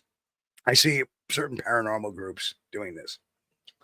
Why do people put their equipment out? I do it because they always ask, well, what do you use? And so I kind of lay it on the table like, this is night vision. This is what it looks like. This is the type of digital recorder I use. Yeah. But here's the perception of a lot of other people. They're showing off. So that's why I don't do that. That's why I don't do that. What I do is I put up casts, I put up, displays or, whatever I can do. Like right now, I'm starting to amass some casts. I have the Patterson Gimlin one. I have the Washington one, but I have mine shadow boxed for display. Right. And that's what I'm doing with my casts is I'm shadow boxing each of them with a display. And that catches a lot people's eyes. Oh, I have all that stuff as well. Right. But so I'm just saying, when I walk away, I don't want to leave a $800 piece of psionics night vision because I need to do this. So I don't even bring my night vision stuff to the shows anymore. I bring my books, my displays. I bring this little bear, which is always great to have. Yes. It's my battery power for my table. Yes. Now we have. And in case you're wondering, Progeny has a special on Amazon. You can get one of those for $119 now. Oh, I'm all over it. Because I was going to get one like that. It was $100 and something. This is about 2 years ago. And I didn't do it. And a guy showed up at the campground with that same one. I was like, oh man, that's what I want. Went to go buy it. It was back up to $300. Yeah. Yeah. Well, now they're $119 with the coupon, and they provide the coupon for you. Nice. And Grasshopper says camo doesn't work. Well, the reason why I wear camo in the woods is not because of the Bigfoot. It's because of the other animals and because of people. Yep. So if I want to avoid, when you go into areas and plus it's made for the outdoors, number 2. Yeah, I tell people that all the time. Like when I go in the woods, I'm always armed, but it has nothing to do with Bigfoot at all. But in the state of Florida, we got so many things that want to do you harm. And so you have that in case of hogs, bear, cougar, whatever. But it's people. It is literally people you got to worry about the most. And I ran into it one time where I was in the deep woods and I knew there was a trail coming up. So I was working my way towards this trail. And as I got closer to this trail, I heard talking, but I couldn't make out the words. But as I got closer, it got louder and louder and louder. And when I broke out on the trail, it was a guy having a heated argument, a lot of F-bombs with a tree. And by the time I realized, I looked, he saw me, I saw him, and I have to go that way. So I just walked by, and he said something to me. I can't remember, and I just looked at him and I said, "Carry on." I just kept on walking, you know. But there's crazy people out in the middle of nowhere sometimes. So yeah, yeah, there are people. There are some people that come up to me and try to sell me the UFO stories or the portal stories or whatever, and I'm saying, well, Yeah. yeah, I'll listen, and this is what I think. And I actually had one woman who had this belief in UFO connection, and when I talked to her about how I felt about it, she was like, "Wow." Says, "Well, you know what? You are probably the only Bigfoot researcher that has ever taken the time to listen to me without cutting me off, and number two, explaining at least a logical way of why they feel their position instead of just being, yeah, okay, have a nice day." I tell you who helped me out with that predicament, because everybody knows me. I've been doing this for a while, especially the research and all that. I don't go on that side of the fence. My Yep. plate is already full with Bigfoot. Yep. I'm a true believer that two things can exist in the same space but can be completely unrelated. And but it was Todd Neese when he was on the show, and he was talking about how the paranormal side of it, it's not paranormal, but he explained why they see it as paranormal, but there is a scientific explanation for why it's happening. And I encourage, and I've told people, go back and watch that show, because he really explains that side of it. So it kind of, I've always open minded. I don't bash people that they're into that metaphysical area of it. I'm at all. I don't. It's their thing, and I'm. It's just not my thing. But he really explained it in a way that opened my eyes, that now I understand them Oh better. yeah, And why there's stuff like PTSD, post traumatic regression, post traumatic amnesia, the limbic system and how the mind is trying to figure out an answer. So sometimes that convolutes things. It slows down time. It does different weird types of things to the mind. So the mind is absolutely. a very, very crazy thing. You And know? again, we cover that in the psychology of Bigfoot, that other book I wrote as well. So Yeah. It's a on my lot of list. Quit, Steve. It's on my list, man. I I do told you, even I even do a more extensive one in the Bigfoot, the scientific examination. So I mean, it's like the books I cranked out this year are just, and we did a redoing of What Would Sasquatch Do, Volume 2, which was really a lot of fun. So I don't understand what you're saying, Mick, but I'll post it. But I don't really understand what you're saying. The guy I ran into was arguing with a tree. I mean, he was evidently, I don't know what this tree did to him, but it wasn't maybe good. maybe he was bushed. Yeah, it wasn't good, whatever it was. But that tree was cowering. It was like, you know. So what's your Usually, next? Huh? Go ahead. usually you can hear me arguing with my company iPhone. Oh, I hate iPhones. I'm just Yeah, me telling you. too. I'm not a I'm big an fan. Android guy all the way. Always Myself, have been. Love it. And I still hold on. I've had this S22 for now, what is it? Now 3 years, because I got an S25 out, and I won't give it up. I love this friggin' phone, man. I have the love it. 24 right now. So Yeah. And I just won't give it up, until they stop doing updates on it, then I'll look at something else. But they're not cheap. $1,200 for this phone in 2022. So what's your next project? What's the next thing you got coming up? I know you got conferences coming up. You're going to be busy with that.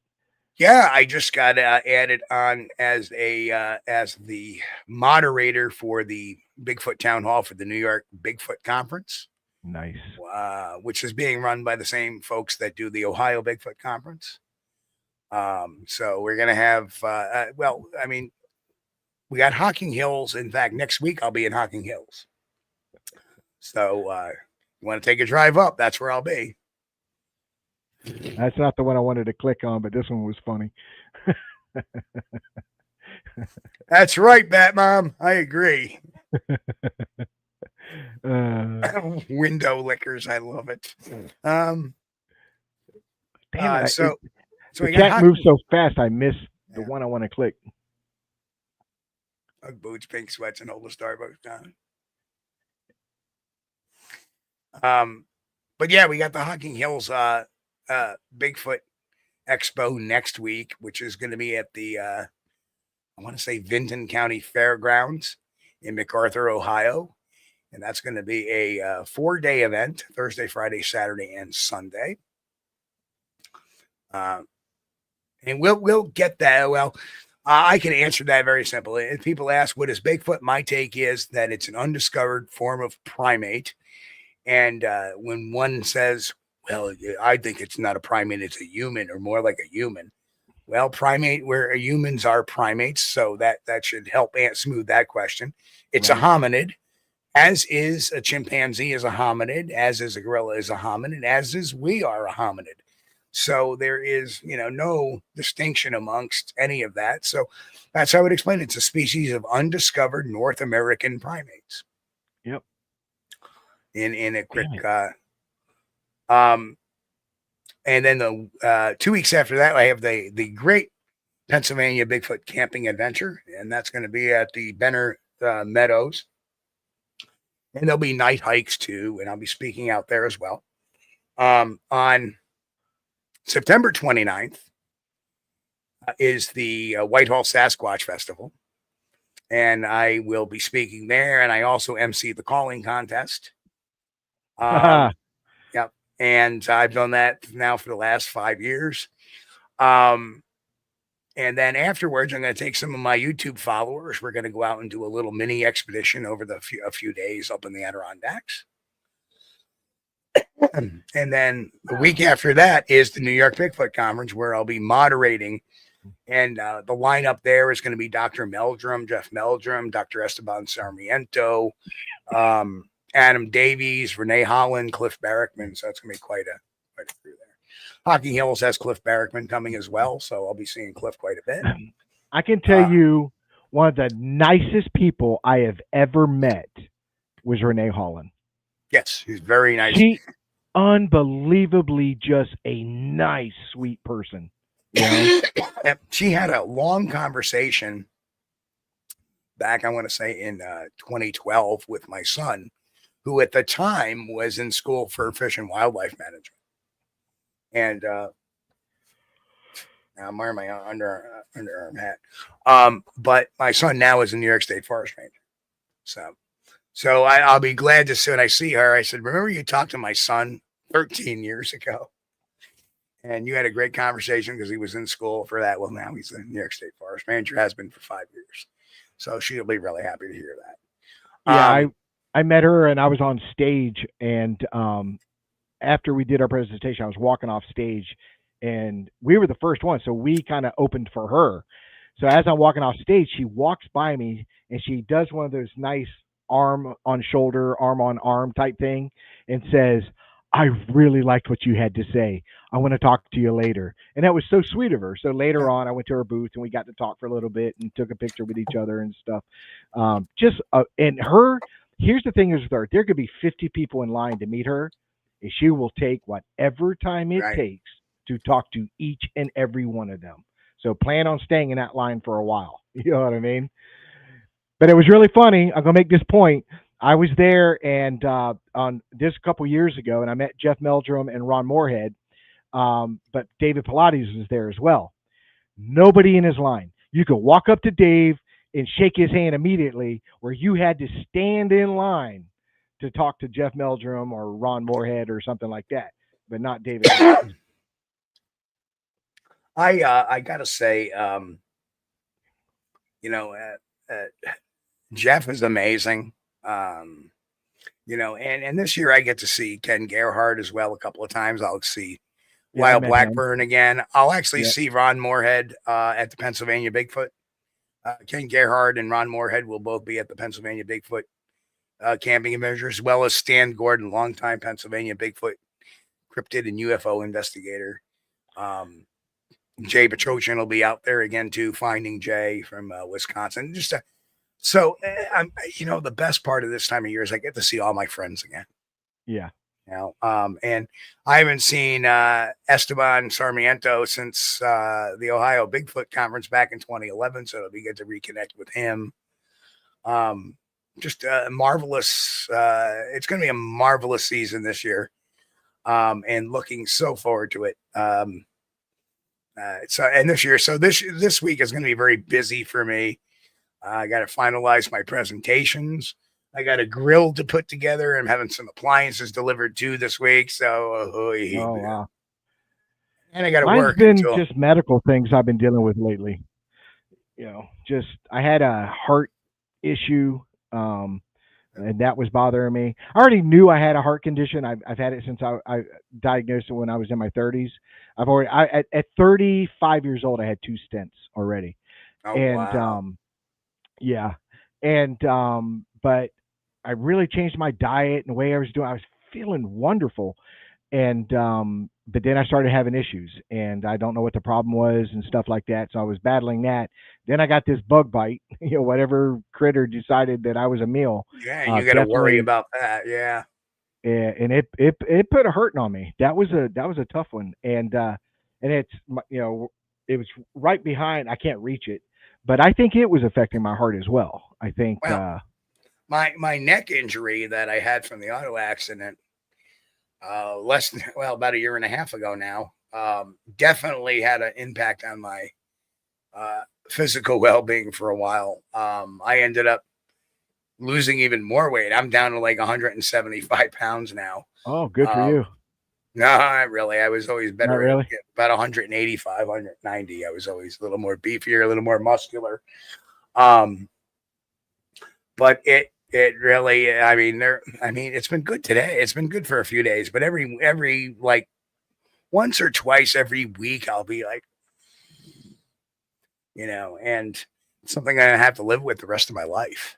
Yeah. And it's always a fear of me because I know I have that issue, and I've had it since I was, like I said, in my 30s. I just look at it. I tell myself all the time is we're all going to kick the bucket at some point.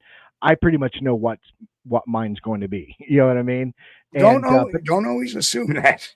But I got up to 220 pounds, and now I'm down to 200. I want to get down to about 190. That's where I really want to be. And but I feel a lot better. I feel great. This past week on antibiotics, everything, I really feel good. I really feel good. Well, yeah. Believe it or not, a lot of people don't know this, but in 2007, I lost about 140 pounds. Jesus. Yeah, I got divorced. I got divorced. Yeah, I did that just recently myself. Which is why I put on all the weight, because she was a vegetarian. You know what I mean? And I was not. So it was a big life change for me to eat that way. You see what I'm saying? And so when we got a divorce, we were married for 7 years. And when I got a divorce, I was eating burgers, and I was eating this, and I was tearing it up. And you had an eating disorder, disorder of pizza, disorder of burger, disorder of fries, disorder of ice cream. I had, my new girlfriend was DoorDash. So. But you cheated on her with Uber Eats every day, But so I got up to 220. I was at 180, and then I got all the way up to 220 in a very short period of time. Stressful do that. Stressful do. Yeah. And I started feeling it when I was in the woods. I started feeling it in my knees. I started feeling it in my lower back and stuff like that. But now I feel fantastic. And I encourage everybody to take care of yourselves. All I did was I cut out all carbs, no breads, especially when I watched a documentary on our bread here in the United States. It's horrible. You need real bread, Italian bread, go over there, whatever. But our bread sucks. And then I cut out all sugars. And what else did I do? Oh, and I strictly drink water. I drink a lot of water. So it's doing well. It's doing good. I won't see my fighting weight. Usually I just stick to my bourbon. I do like bourbon. I'm a Scotch guy, but I like bourbon. Divorce. But Mick, I am very happily married now. So and, Good for you. Have been for the last over 3 years now. So Well, I think marriage is a great institution, and anybody who does it should be institutionalized. That's right. You know, they say engagement, promise ring, engagement ring, wedding ring, suffer ring. Anyway, with the you know, it's and me and my wife, we went back. I mean, we've been on and off again since we were 17 years old. So we finally, after all these years, finally tied the knot. You know, and then that lasted 7 years. So we were due. So there was no hard feelings and stuff like that. I have no hard feelings towards her, and I'm sure she doesn't have any towards me. So we just moved on with our lives. Well, my first wife, who I had my children with, we get along great. I am a cheap date, Dirt Road. I am a cheap date. My last wife,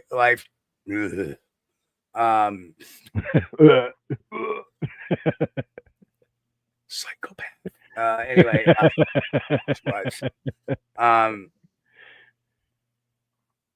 well, I don't want to go back to my frame of mind after that. That was pretty tough. So, but I've always kept, a good public face through hard times and bad times and rough times.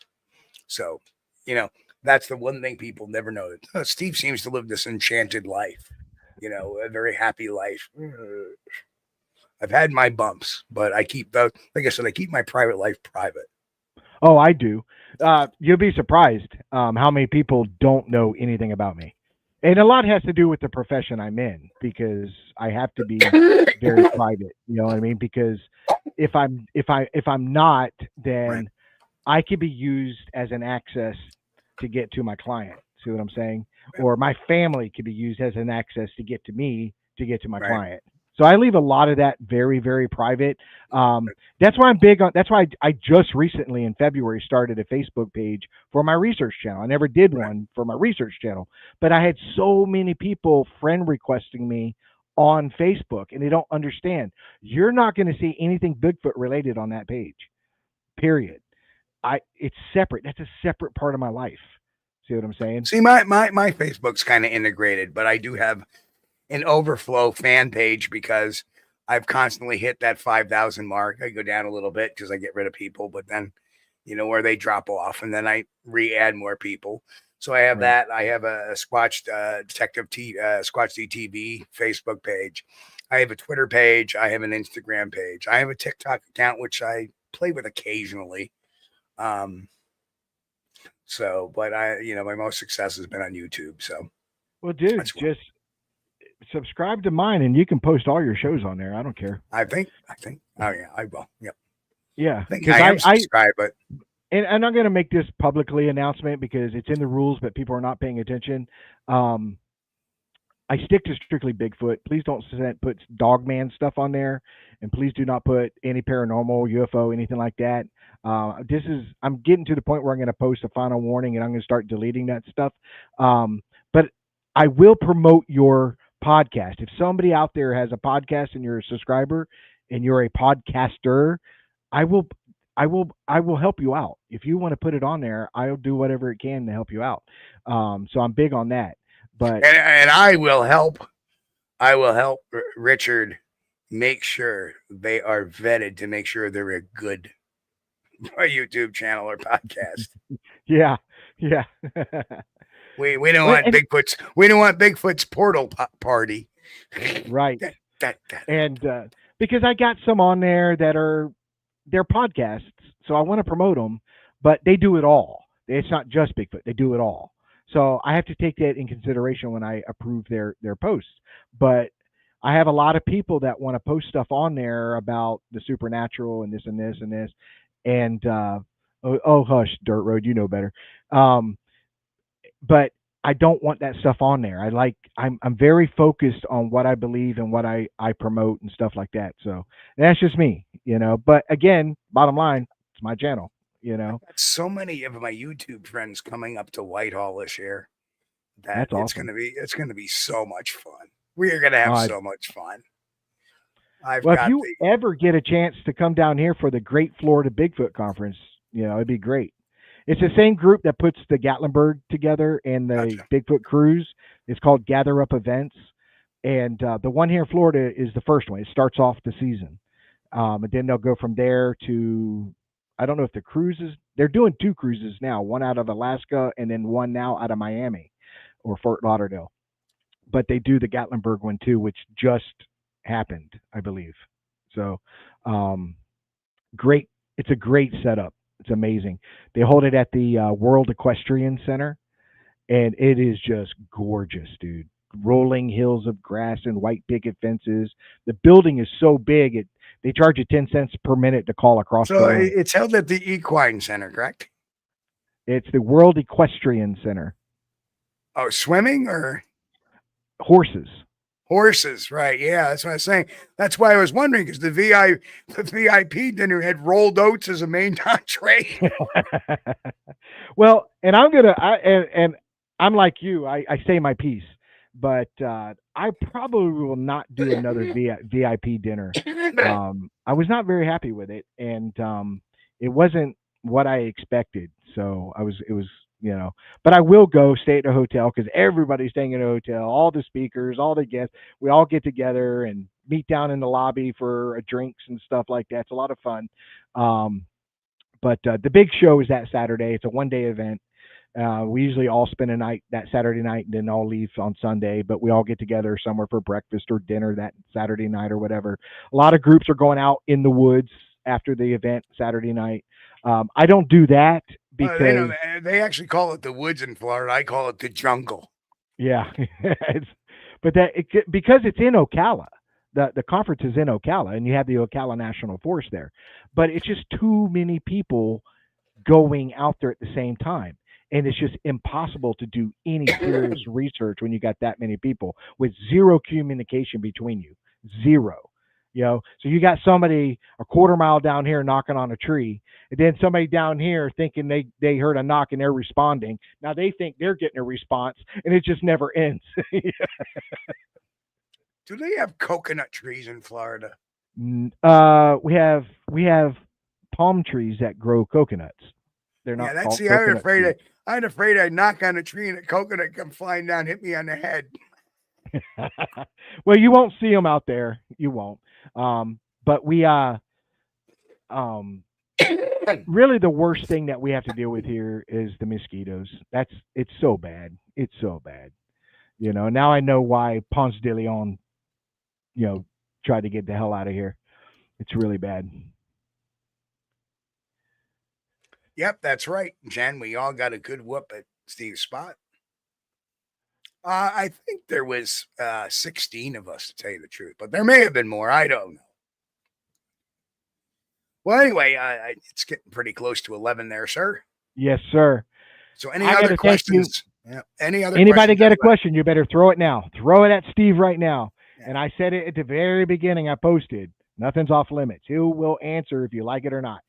Why you're doing that, I'm going to I want to put this up here. I want to promote one of your books again, since that's the one I got. Now, you guys can find these books on Amazon. Tell them about that, Steve. Yeah, if you go to squatchdetective.com, you can scroll down a little bit. You'll see the link, and it'll have all the books that I have available on Amazon.com, which is 50 Large, What Would Sasquatch Do, Volume 1 now, the Sasquatch Playbook, The Psychology of Bigfoot, Bigfoot, A Scientific Investigation, The Squatch Detective's Guide to Field Investigation, and What Would Sasquatch Do, Volume 2. And all of them are very deep dive stuff into all kinds of aspects. I recommend that if you're a researcher, that Bigfoot, A Scientific Examination, The Psychology of Bigfoot, the What Would Sasquatch Do, Volume 2, and of course the Bigfoot Guide to Field Investigation is probably your textbooks to being a real solid Bigfoot researcher and investigator. All I did was type in Steve Kulls. All the books showed up.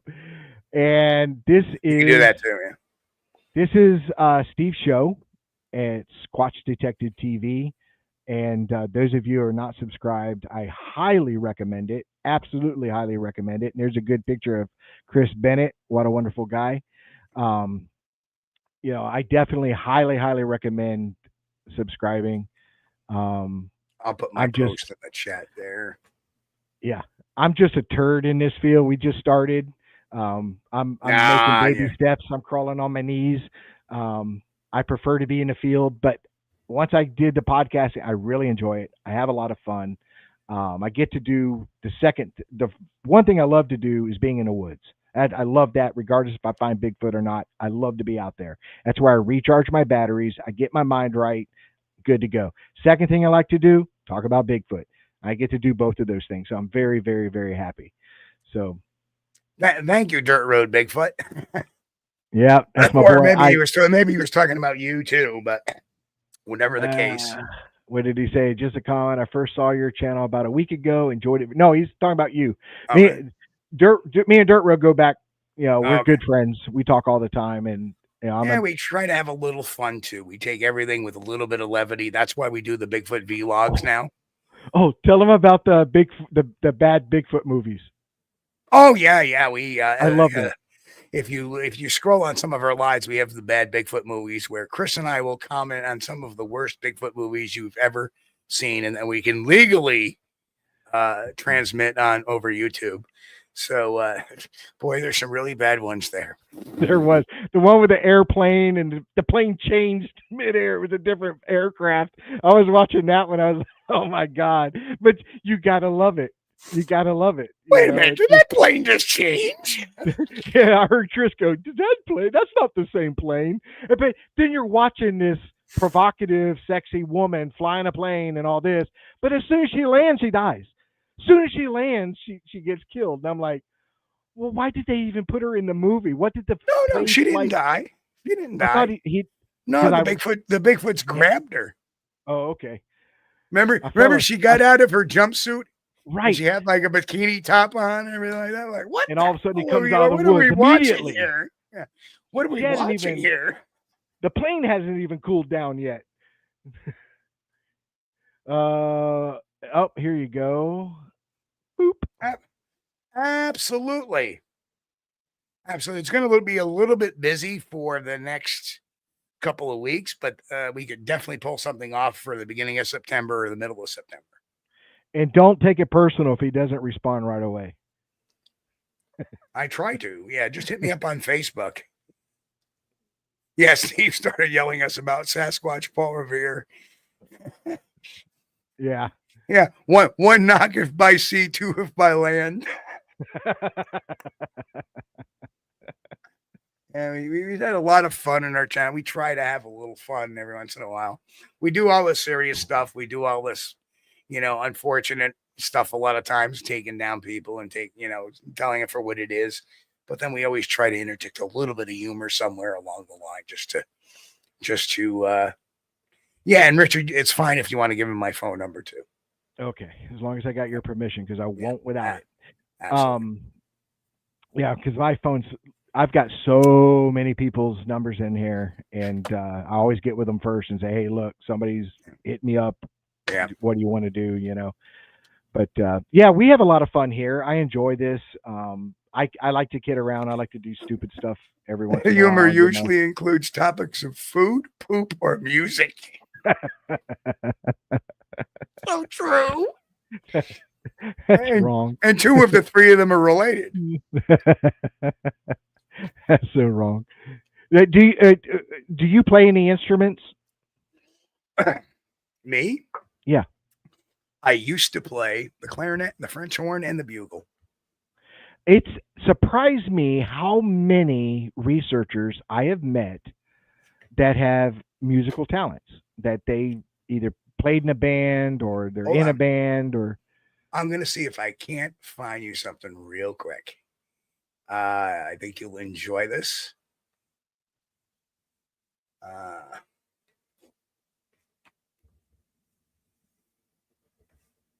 Hang on, you'll enjoy this. Before you go, I'm going to shock you today. I don't know why that did that. That's why. Put it in the wrong. Let's see. Even Cliff Barackman is a musician. Hang on a second. I'm gonna do something real quick.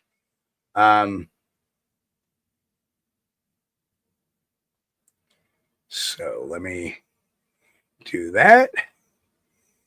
Let me do that since we're just. I mean, to me, Saturday it's a Friday night. What the heck? Oh, yeah. Time. I'm It's not like, working. I'm not working tomorrow. Well, I don't work till 5 tomorrow, so now I just got to find the stupid thing. Try this again. Nope. Until I get over this bite and I'm off the antibiotics, I'm going to stay out of the woods. You know, but and I'll be off of them on Monday.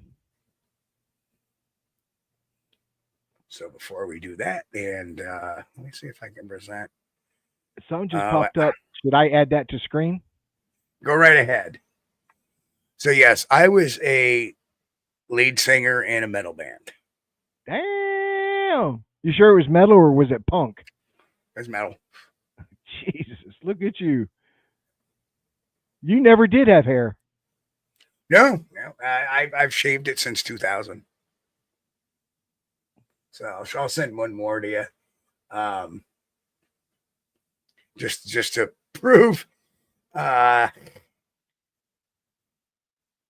see. That is. Oh, shoot.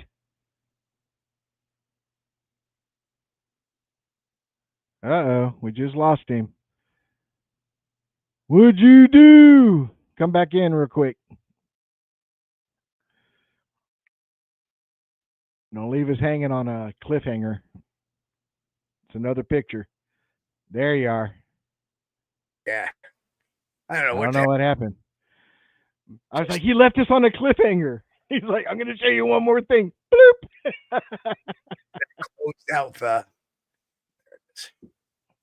So there's the other one. This is the curtain call. Wow. Yep. How heavy were you back then? I was 215 back then. Wow. Yep. Totally different. I just had it was really funny. It's a shame I can't upload you an MP3. But it won't let me do that here. So. Well, you definitely can do more on here than I can do. I'm learning, and I'm completely self-taught. There's so many things I need to learn on this thing. But I had one of my officers just passed away just recently, and I'm sorry to hear that. Yeah, it was. He found out he had cancer, and within 90 days he was gone. That's how fast it happened. But his ex-wife had contacted me, and I learned a lot about him I didn't know. He smoked weed with Willie Nelson.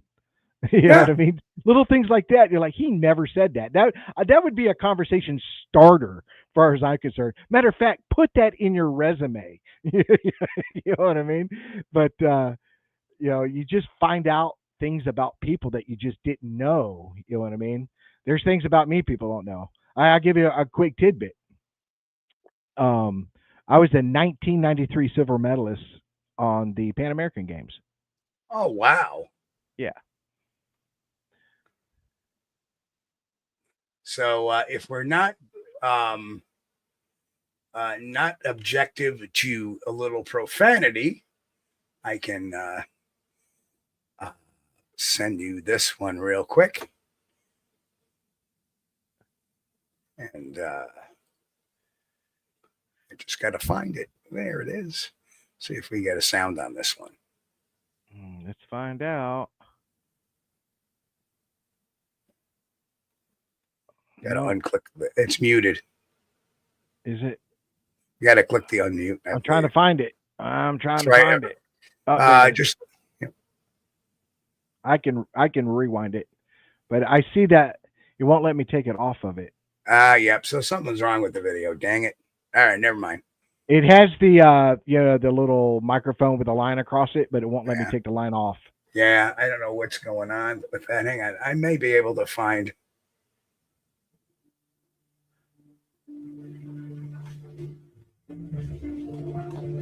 No, that's not it. I don't know what's going on here. Wow, all my sound is gone on these files. Mick said he says my ex's mom smoked weed with Willie Nelson. Maybe what is her name? Because maybe she was married to my guy. Maybe they were married because he smoked weed with Willie Nelson. He was a DJ back in the day, and he was the first DJ for a rock and roll station in Miami. And overnight, they quickly switched to country. And she was telling me how he was having a rough time. He's trying to figure it out how to change his, because he was a rock and roller guy who DJ'd and changed into country. Well, one of his first gigs was he had to introduce Willie Nelson on stage at a concert. And after the concert, Willie Nelson invited him and his wife at the time back to the trailer. And evidently they blazed. Yeah. Let me see if I can't work a little bit. I am really good at working magic behind the scenes. You can it's hard when you're trying to do it this way, So let's just do that and just run it as that. That should be pretty easy, I think. Let's see how long it'll take. This is the longest show we've had ever. We had one that was over. We had one that was over 3 hours, but this is pretty. Oh, beautiful! Cool. This will only take 54 seconds, 35, 30, 27. Oh no, I'm fine. I'm just saying. No. I'm talking about the. I'm working us up something we can play. Okay. So you understand better. We were just really. We actually had gotten a booking contract, and the day after we got the booking contract, the band broke up.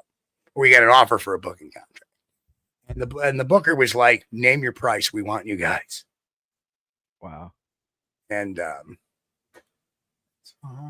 the desktop. So I met some famous people. All revolved around the sport I was involved in.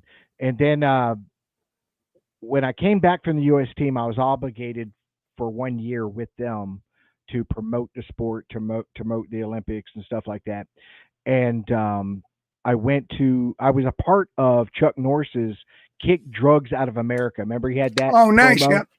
So I got to meet him because we were there for that Kick Drugs Out of America. Then I did this thing called the Ed Lynch Sports Talk Show. And he was interviewing me on the sports talk show, and there's a window. You know how that window they can see out into the hallway from the studio? Yep. And there was this guy standing in the window, and I looked at him, but I didn't pay a lot of mind. But so when my show was over and he was coming in, it was Chong from Cheech and Chong. Oh, wow. Yep. I was there to talk about a comedy tour. I was never a pot smoker. Never, really did it. I've tried the vape when my neck was, because it's legal in New York. So once it became legal, when my neck was really bothering me before I went through the surgery, I did that to make me sleep a little bit better. But go ahead, throw that one up there. That should work now. All right, it's got no video.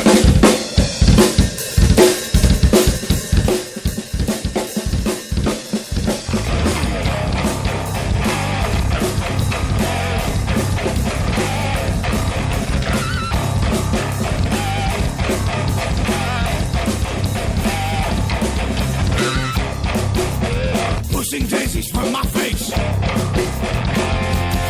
Is that you singing? Yeah. Trapped in this goddamn place. Scratching, clawing, fingers numb.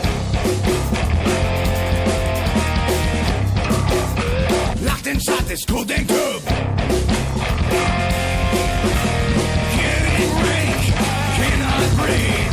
Something's tugging at my sleeve. Sick and feeling in my skin. Rigor mortis setting in. Can I sweat or shed a tear? Feels like I've been here for years. Insanity is taking hold.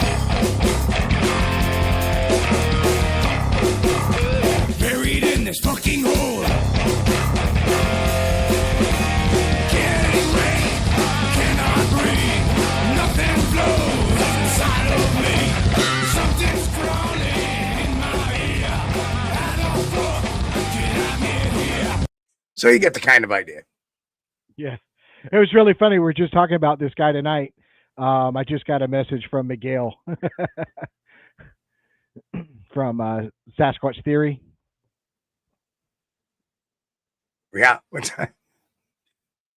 Yeah, Miguel just messaged me.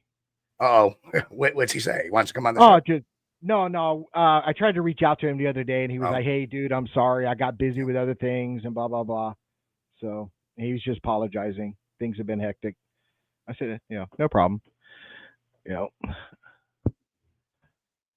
says, what does Mick say? Richard, my ex's mom is famous for her atomic meatloaf. Deadly for most, but not so much for Sasquatch. I will try any meatloaf. I'm just saying. I will try any meatloaf. Well, anyway, I think we should kind of wrap. Yes, man. Yeah. Dude, I appreciate you, dude. I am so anytime, thankful that you came on the show. And, dude, you're awesome, man. You're awesome. Well, people got to see a little different side of me, too, a little bit tonight, which is kind of fun. So. Yeah, and that's what it's all about. We're human. I mean, we're not just Bigfooters. We have lives, and we've done things in our lives that we're proud of. Some we're not proud of, but we're human. So, but I'm so thankful, and I'm so glad that it worked out, and you were able to reschedule and come on, dude. Really. Oh yeah, absolutely. I was so angry at myself what happened last time. I was like, oh man, damn it! I was looking forward to being on the show. Frankly, that's why I was really looking forward. That's why I spent the time like, geez, it's almost been a 4-hour podcast. Right. And, so hopefully that links out a lot of elements to it.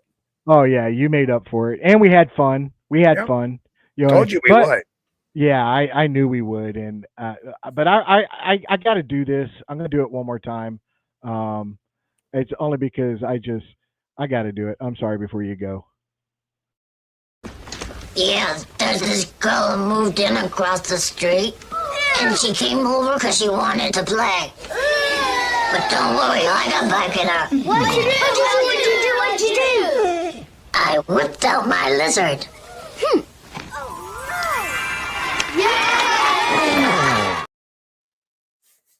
I just had to.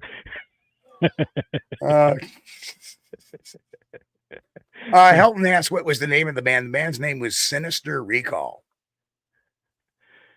And yeah, we used to. It's kind of funny thing. One of the gags we used to do is they used to put a coffin out on the floor right next to the stage, and it had a flashing strobe in it. And then when the show started, I came out of the coffin. I was hiding in the coffin the whole time. So it scared the hell out of everybody. All of a sudden, the door would kick open and be like, holy crap. And I'd come out singing. And we would start with a song called Below Above. And Pushing Daisies was the title track off our album. And we had a couple of slower songs as well. And guitar player was phenomenal. He was left-handed like Jimi Hendrix, played the guitar upside down like Jimi Hendrix did. Right. But just a phenomenal guitar player. Froggy was a topic of discussion. You want me to tell you who's the greatest guitarist ever? Who's that? Roy Clark. If anybody does a deep dive on him, that guy did some amazing things with a guitar and a banjo, but a guitar. Also is very good too. Was in fact Jimi Hendrix says, "What would you say to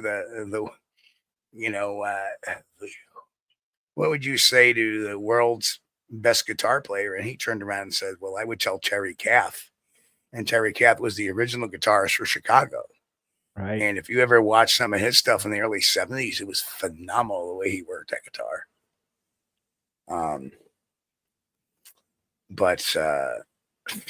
Francis, he can play Jimi Hendrix upside down too, but I know it doesn't mean I'm sound good, but I can do it. All right, well, let's cut this short because we'll just keep going. You know what I mean? Very well. So guys, thank you for being here. You guys have been awesome. We've had an amazing chat room. There were some people being a little negative, but as soon as I called them out, they stopped, and I was appreciative of that. Definitely check out Steve's podcast, Squatch DTV, Squatch Detective Television. And Also, check out his books on Amazon. Just type in Steve Kulls. You'll find them. I did. Um, and check out Johnny's research channel, which is Sasquatch Encounter Brigade. He also has a Facebook page with the same title. I also have Bigfoot Florida Guy. I also have a Facebook page with that as well. If you haven't subscribed to Sasquatch Unredacted, please do. We'd love the support, and we also have a Facebook page there that is growing rapidly. So we appreciate you guys. I really do. You guys are very important. I have to agree. Steve's got great people that are subscribers. We're growing, building. We love our subscribers as well. We do this for you. So God bless each and every one of you guys, and we will talk to you soon.